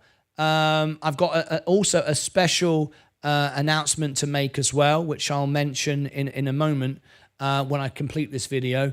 So stick with me just a second. Click above my head for all the links down below in the description if you want Seeking Alpha or Alpha Spread, what I've been showing you today. As you see, I've earned nothing on it. I've earned nothing. You've all taken this free trial and I've earned zero. Doesn't matter. And I tell the truth, all right? It's not about how much money I can make. I'm not bothered. Here I'll put the Jackson Hole event for the morning. And here I will put the NVIDIA earnings just down there. You can't afford to miss it. Stick with me for a couple of seconds more and I'll give you another bit of information you cannot afford to miss. If you're watching me live right now, you just have to watch the end of my live stream to catch up what I just said. But I've got an announcement to make for all those that joined me live. Until next time, as always, take care of yourselves and each other. All right. That will go out as a video later on. I cannot believe 200 people watched me make a video. That is like, oh my gosh, that's amazing. Right, I know some big YouTubers would laugh at that and they go, I have 1 million. But to me, it's a lot, right? Anyway, so let me see how many likes we've got. We've got 18 likes right now. Let me refresh it. We've got 65 likes. Could everyone tap the like button, see if we get 100? Because I want to do something great now. I've got 2 things I want to do. 2 things I want to do now for everybody that's watching me, all the Lucas aides. We want to do something great now. Right, so let's do this. Let's see if we can get 100 likes. You ready? Here we go. Okay. I will switch to members only in a minute so I can get all the members' comments. 175 watching. So we should be able to get 100 likes. You ready? We've got 65. Ready? Let's do it in 3 refreshes. 3, 2, 1. 65 has jumped to 75. That's 1. 2 more. Let's hit 100. I don't want to do a third one. I don't want to do a fourth one. You ready? 5, 4, 3, 2, 1. 78. Oh, bloody hell. That didn't move very much. That's a bit of a risk. I got one more go. 165 watching. Now, we have a lot of people in India, in Asia, that don't sign into Google. I don't know why that is, just the way it is. So maybe we've only got 80 people in the US and Europe that are signed in. I don't know. Just the way it is. Anyway, we'll refresh it. If we get there, we do. If we don't, we don't. YouTube will share it out if we get 100. In 5, 4, 3, 2, 1. It's going to be tight, isn't it? 85. We didn't quite make it. That's because we have a lot of international people today tuned in and just sign into Google, guys. It's free. I mean, I don't know why anyone wouldn't do it. Anyway, so let's do this now. There's a couple of things I want to do. There's a couple of things I want to do. If you would bear with me a moment. Right. Let me read. Let me go to members only because I want to be able to read all the members' comments. So let me just switch to members only. Here we go. Now, members, if you've asked me a question, if you've made a comment, something you want me to read out, I've missed it, please do make it again now. Because I want to read all my members' comments out. There's been so many people, I missed it. So please repeat your comment. Now then, what I'm going to do now is I've just got to open a couple more windows because I closed everything down today. I think I may have found out what was causing my problems, which would be kind of cool if I have. Anyway, let's have a look. This is what I want to do.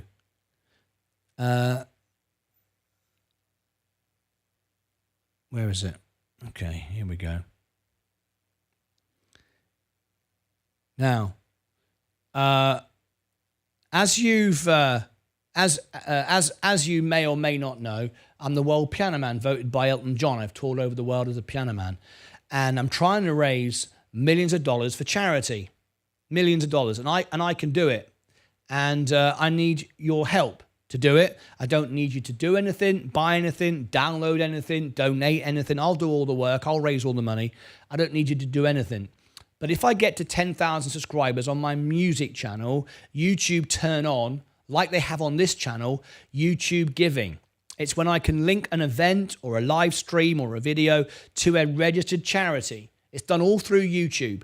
There are no fees and no credit card fees. And what that video or that live stream earns, whether it's super chats, ad revenue, sponsorship, whatever, it all goes to your charity that you choose, not me. I don't get any money. I don't get anything from it other than the pleasure of doing it. And we're growing really quickly now. We've got like 6,500. We're nearly there, but we're not quite there. And last night, I recorded, I don't know if you know about this, but Billy Joel is now in the news because his Piano Man song, this one with this strange thumbnail he created 50 years ago, can you believe it? 50 years ago. Is there some hidden meaning here? So I recorded part 1 and part 2, The Secrets of Piano Man. I did my version of it unplugged and plugged. And, oh, hello, Cornish Mitchell.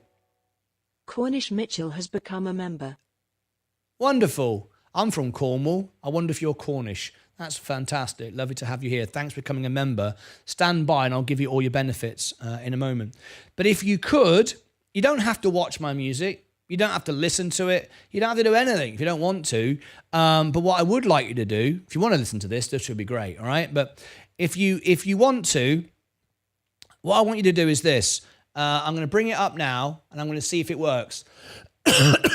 So, essentially, if you click on my, just wait a second, just wait 10 seconds. If you subscribe to my channel and I get to 10,000 subscribers, I can turn on YouTube Giving.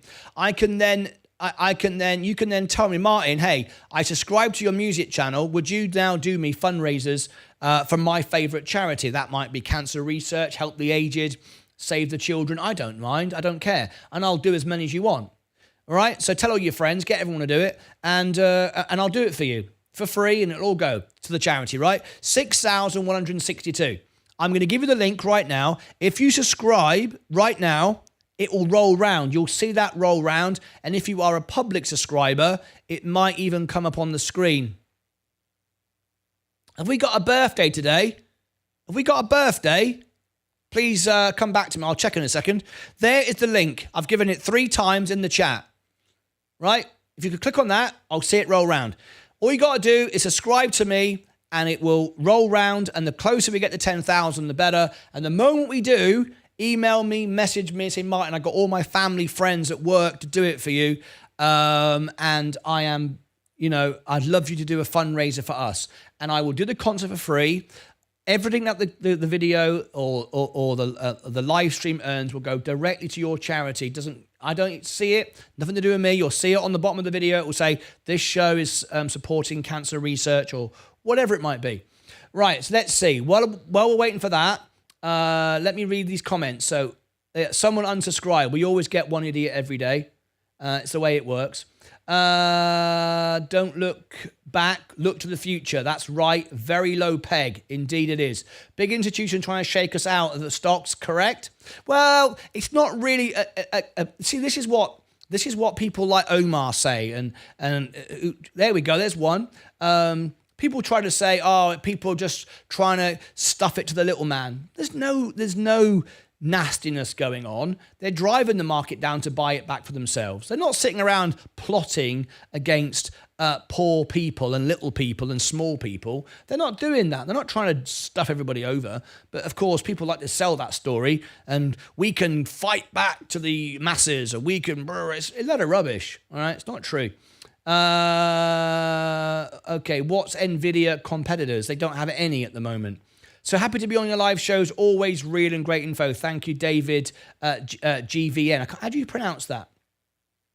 And the 20th in the 2000, the biggest company was only worth 600 billion USD or something, and people thought that would be the biggest and single company would be.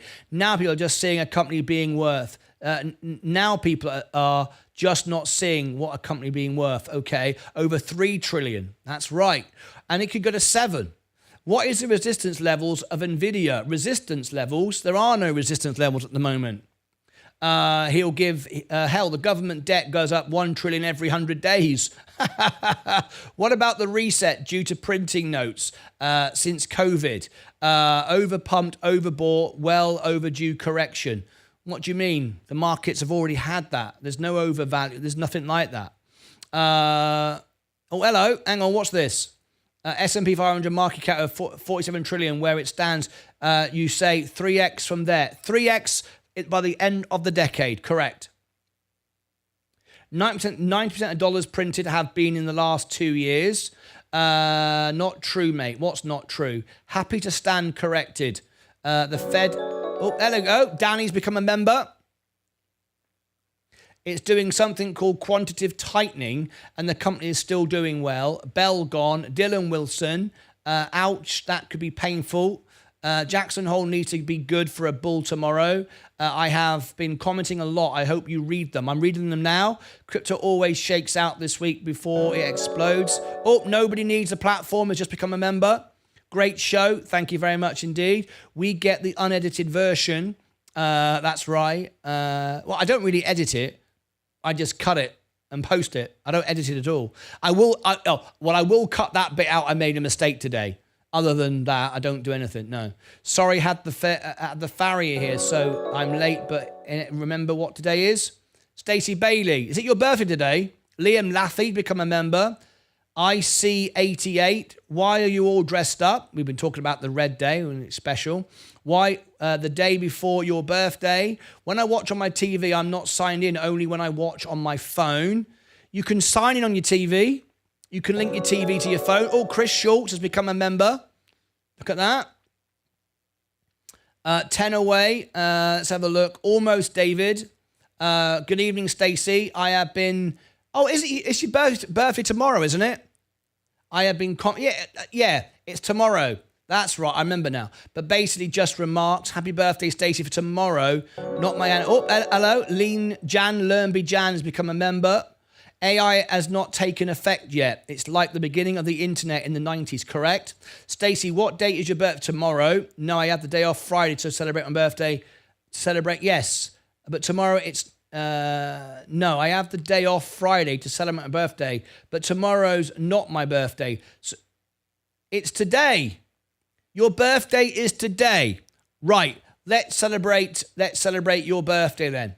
Oh, when is it this weekend? Anniversary. Yes, yes, yes. Tomorrow is today. Good memory, Dave. I didn't think anyone would remember. I want to say that I don't mind paying for ChatGPT as it benefits me with advance. Fair enough. I don't pay for it. I think it's a waste of time. But, you know, if it works for you, it works for you. I think that's it. What did we get? Did we get one more subscriber? Well, one more is one real person. Even though it's not a lot, it is one more person. I'll take it all day long. So thank you very much, everyone. that did that. I'll give you all your benefits in a minute. Thanks. So Stacey, we'll do your birthday in a second. Happy birthday to you. Yes, love you, Lucas AIDS. Thank you. Poor Scatho. Wonderful stuff. I'm from Truro. Lovely to have you here. My studio is in Dallas and in Texas and in the USA, obviously, and my home is in Cornwall. Lovely to have you here. Poor Scatho. How wonderful. I'm from Truro. Forever young. I'm going to be forever young. We'll do it tomorrow night in the show. Lucas AIDS, love you. Copy and paste. Yes, yes, yes. I just want to say the little fellas or a picture of Martyn with an afro. Me with an afro? I mean, how am I going to do that then? Do not have to sing. I promise it's okay. Yes, well, we will. We will do birthdays. You can't stop me. I know it isn't nasty people just saying that you should hold and do a little shopping yourselves. Stacey. Thank you, Stacey, for all the gifted members. Would everybody please thank Stacey? She's just given you with our hard-earned money memberships. Very, very important. Many of you, 5 of you, had memberships. Please do thank Stacey Bailey. Now you get all the benefits. You can see live streams that are members only, live chats you can comment in, members only videos. You can get all the perks and benefits. You can get yourself a review now. You can get yourself an earnings now. You just don't get access to Discord until you renew it.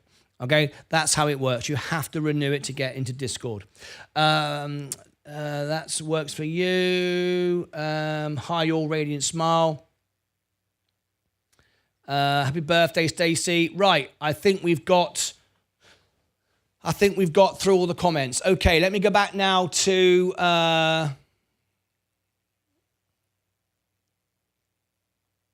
normal viewers. Let me do that now. Okay, here we go. Let me do this now.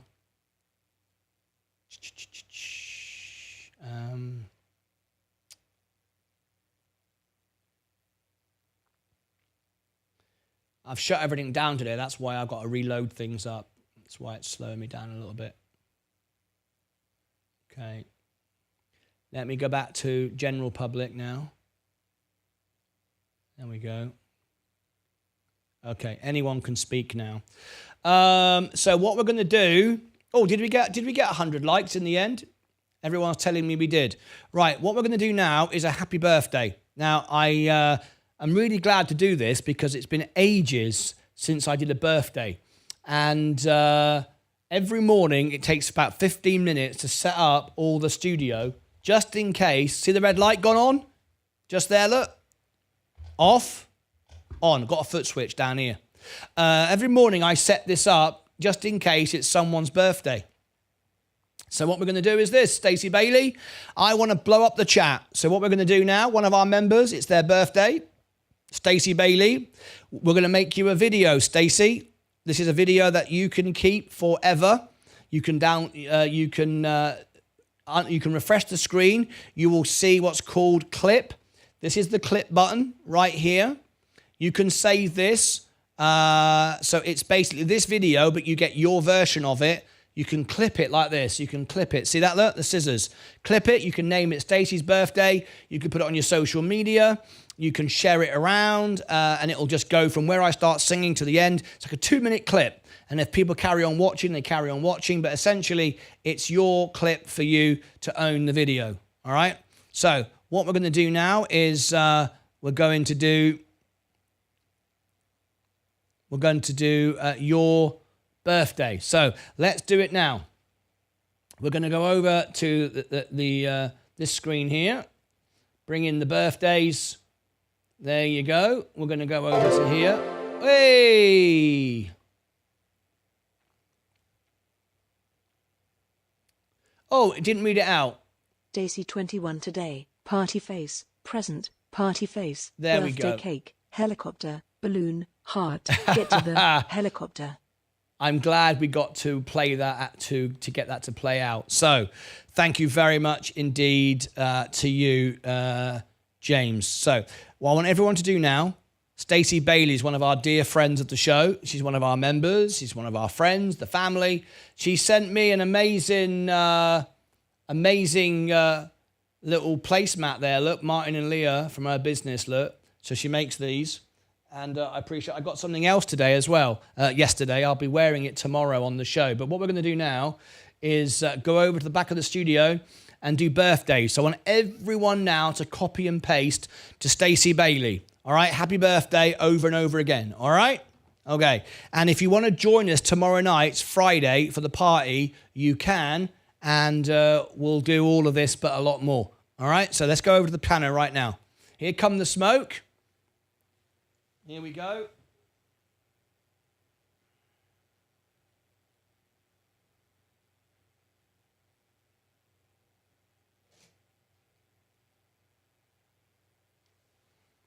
Okay, let's get in the hot seat.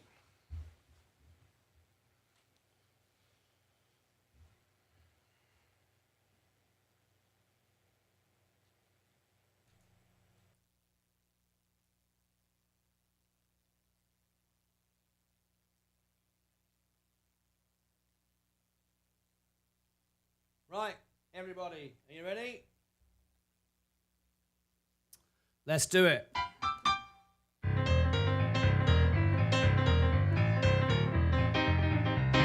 Okay, we're all ready. The house is ready to rock, and fantastic.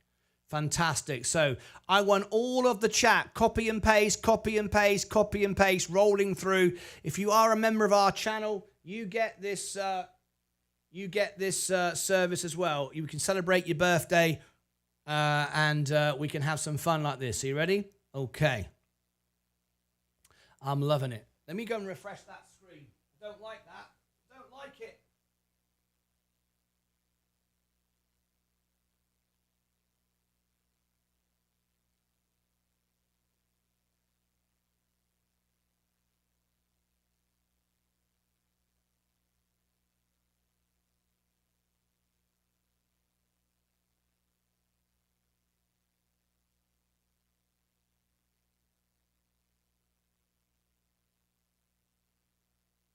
That's better. That's better. Isn't that better? That's definitely better. Okay, Stacey Bailey, don't forget to go under the screen, refresh this, and find the clip. Now, if you are watching, if you become a member, you can have this. You can gift this to a family member, a boyfriend, girlfriend. I was voted by Elton John as the world piano man, and you get your very own birthday video, which you can clip, save, keep it forever, and everyone can comment on it underneath and be part of it. So you get this to keep. Everyone who's a member, just for a couple of bucks a month, can have this. Are you ready? All right. Stacey Bailey, it's your birthday today from 64 countries around the world, 14 languages. All of the members of the family are here today to celebrate your birthday. This is absolutely fantastic. Everyone copy and paste. Make sure that you keep the video, share it for the rest of your life. Are you ready? It's birthday time. Let's go.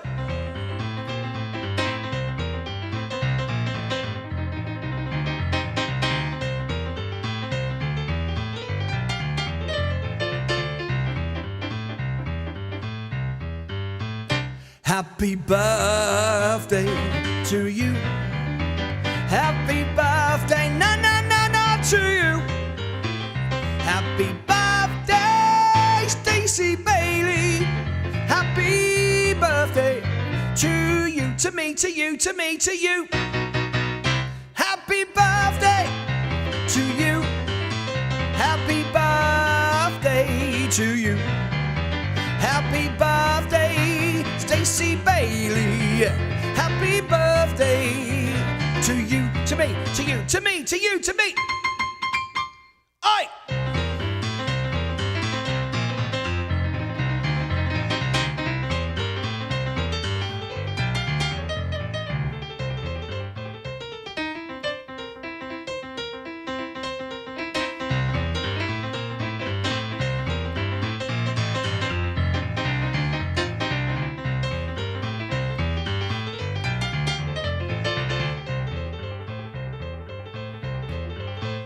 Happy birthday to you. Happy birthday to you. Happy birthday, Stacey Bailey. Happy birthday.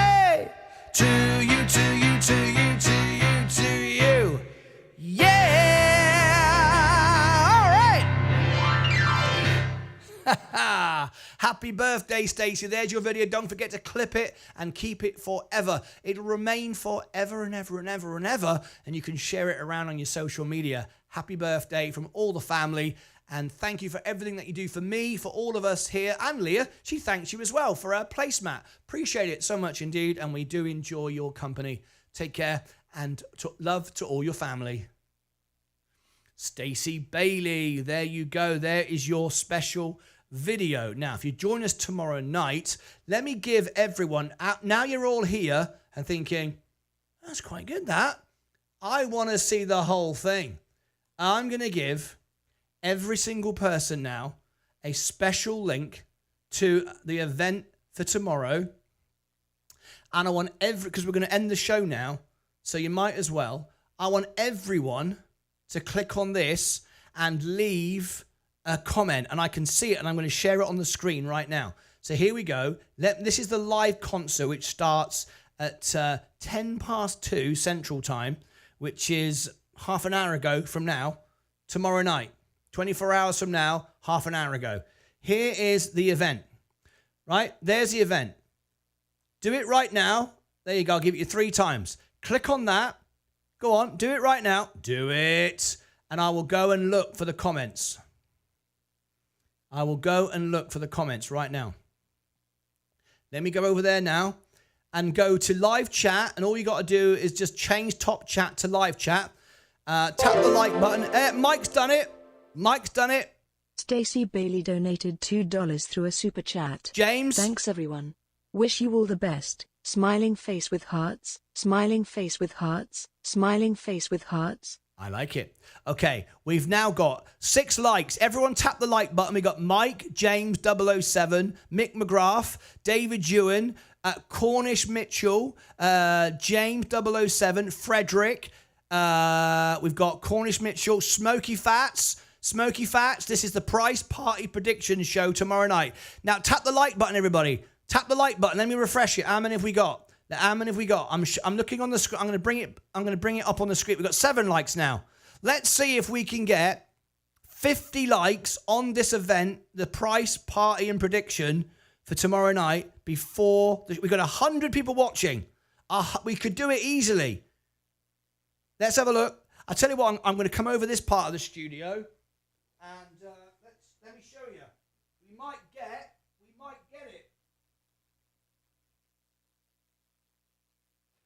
Let's have a look. Let's have a look. Change the lights around a minute. That one there. That one there.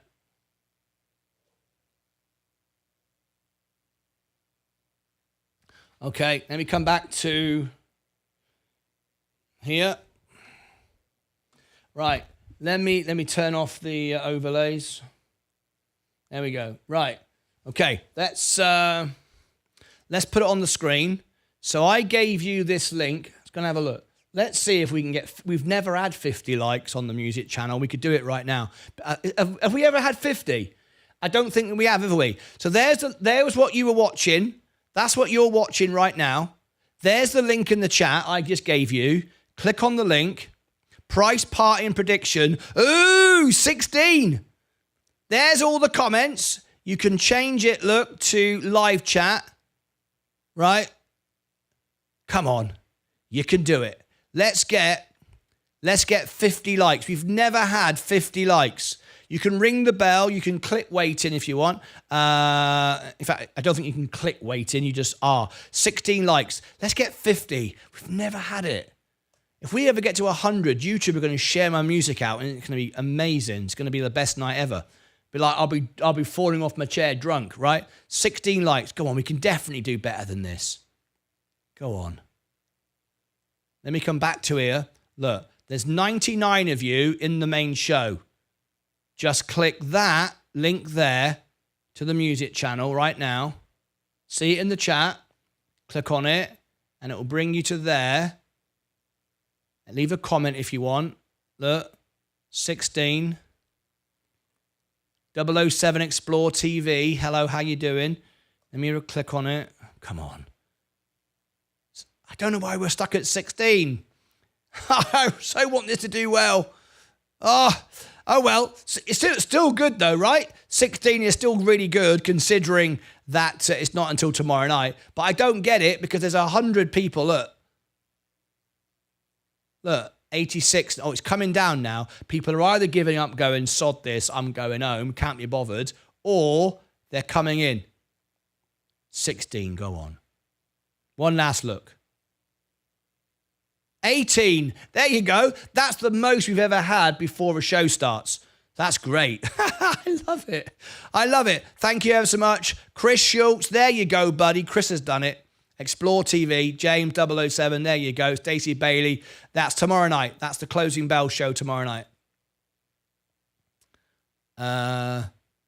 There's Tom Lee earlier. I was looking at that earlier. Is that on CNBC? Oh, no, Cloud. Yeah, there you go. 18. Do you get any more? Let's wrap up the show anyway. 22. That's a record. That's by far a record. 22 already for tomorrow night. Big boy trucking. I'm loving it. Right, that's it from me. Let me get out of here now then. I've got to finish the show. Thanks ever so much for being here. That was a bit of fun, wasn't it? That was a bit of fun. So I should have sold all today. No, I wouldn't have done that. I wouldn't have sold a damn thing. I haven't sold a damn thing, have I? What's that doing over there? There we go. Right. Here comes the market back up again after all this craziness. What's my portfolio? 110, back at 100, 111. We got to 112. Come on, peeps, do it. 22. That's brilliant. 23. I mean, that's brilliant. I mean, 23 people on my music show. Mike was there when there was just me and Mike, one person. Is Mike in the chat? Yeah, he is. Mike, do you remember when it was just me, you, and Bill? And that was during the live show. Now we got 23, 22 hours before the show. Hey! That's brilliant. That's amazing. Right, let me wrap up the show. I think we're done. Yeah, we'll call that a day. That's it from me. Thank you very much indeed. That is bloody brilliant. So what I'm going to do now is we're going to end the show. 101 likes tonight. That's awesome. I love it. Okay. Let me wrap up the show. And what I'm going to do is customization, and I'll send you to the extra channel where we're going to be Jackson Hole.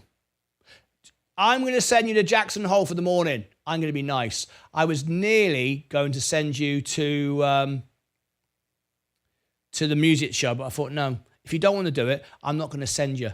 I'm not going to do it. I'm going to send you to Jackson Hole in the morning. Here's the morning show, right? Jackson Hole. All right, we'll end the show now. I could send you to extra channel. I could, but I'm not. I'm going to send you here. So this is main event. Main event. You cannot afford to miss it. There it is. Main event early in the morning. So we're going to go here right now. I was going to send you to the extra channel, but I thought, no, I will resist, even though I want to. I could get money. I could earn like 1 cent per person. It adds up. It adds up. I'm going to send you to Fed Jackson Hole, right? First thing in the morning. So that's it from me. There's 23 likes in the end. We did very well. That's really great. Appreciate that so much. All right. So there you go. Thank you ever so much. I'll send you all over here now. I've given you the link. That's it for me. Thank you ever so much. Look out for that mega video I'm going to put out earlier. I recorded earlier. Hopefully, it'll be my biggest ever all-time video. Could be. You never know. That's it from me. Let me clear the screens. Let me come back over here. End to here. That's it. Thanks a lot. Charlotte May Weddings. What happened today? Does anyone have any idea what caused all this red? Yes. ASD FDS. You missed it. I covered it. I did a 40-minute video explaining in great detail all of the pros and the cons, the ups, the downs, the ins and the out. And I'm going to have a video come out for it in the next hour or so. So look out for that. That's it from me. Now it's time to zip you all by magic into the Fed Jackson Hole event in the morning. And until then, as always, have a wonderful evening. Tomorrow is going to be extremely exciting. It is if you're an investor. going to be terrifying if you are a trader. I'll see you in the morning. Have a wonderful evening. Until then, as always, take care of yourselves and each other.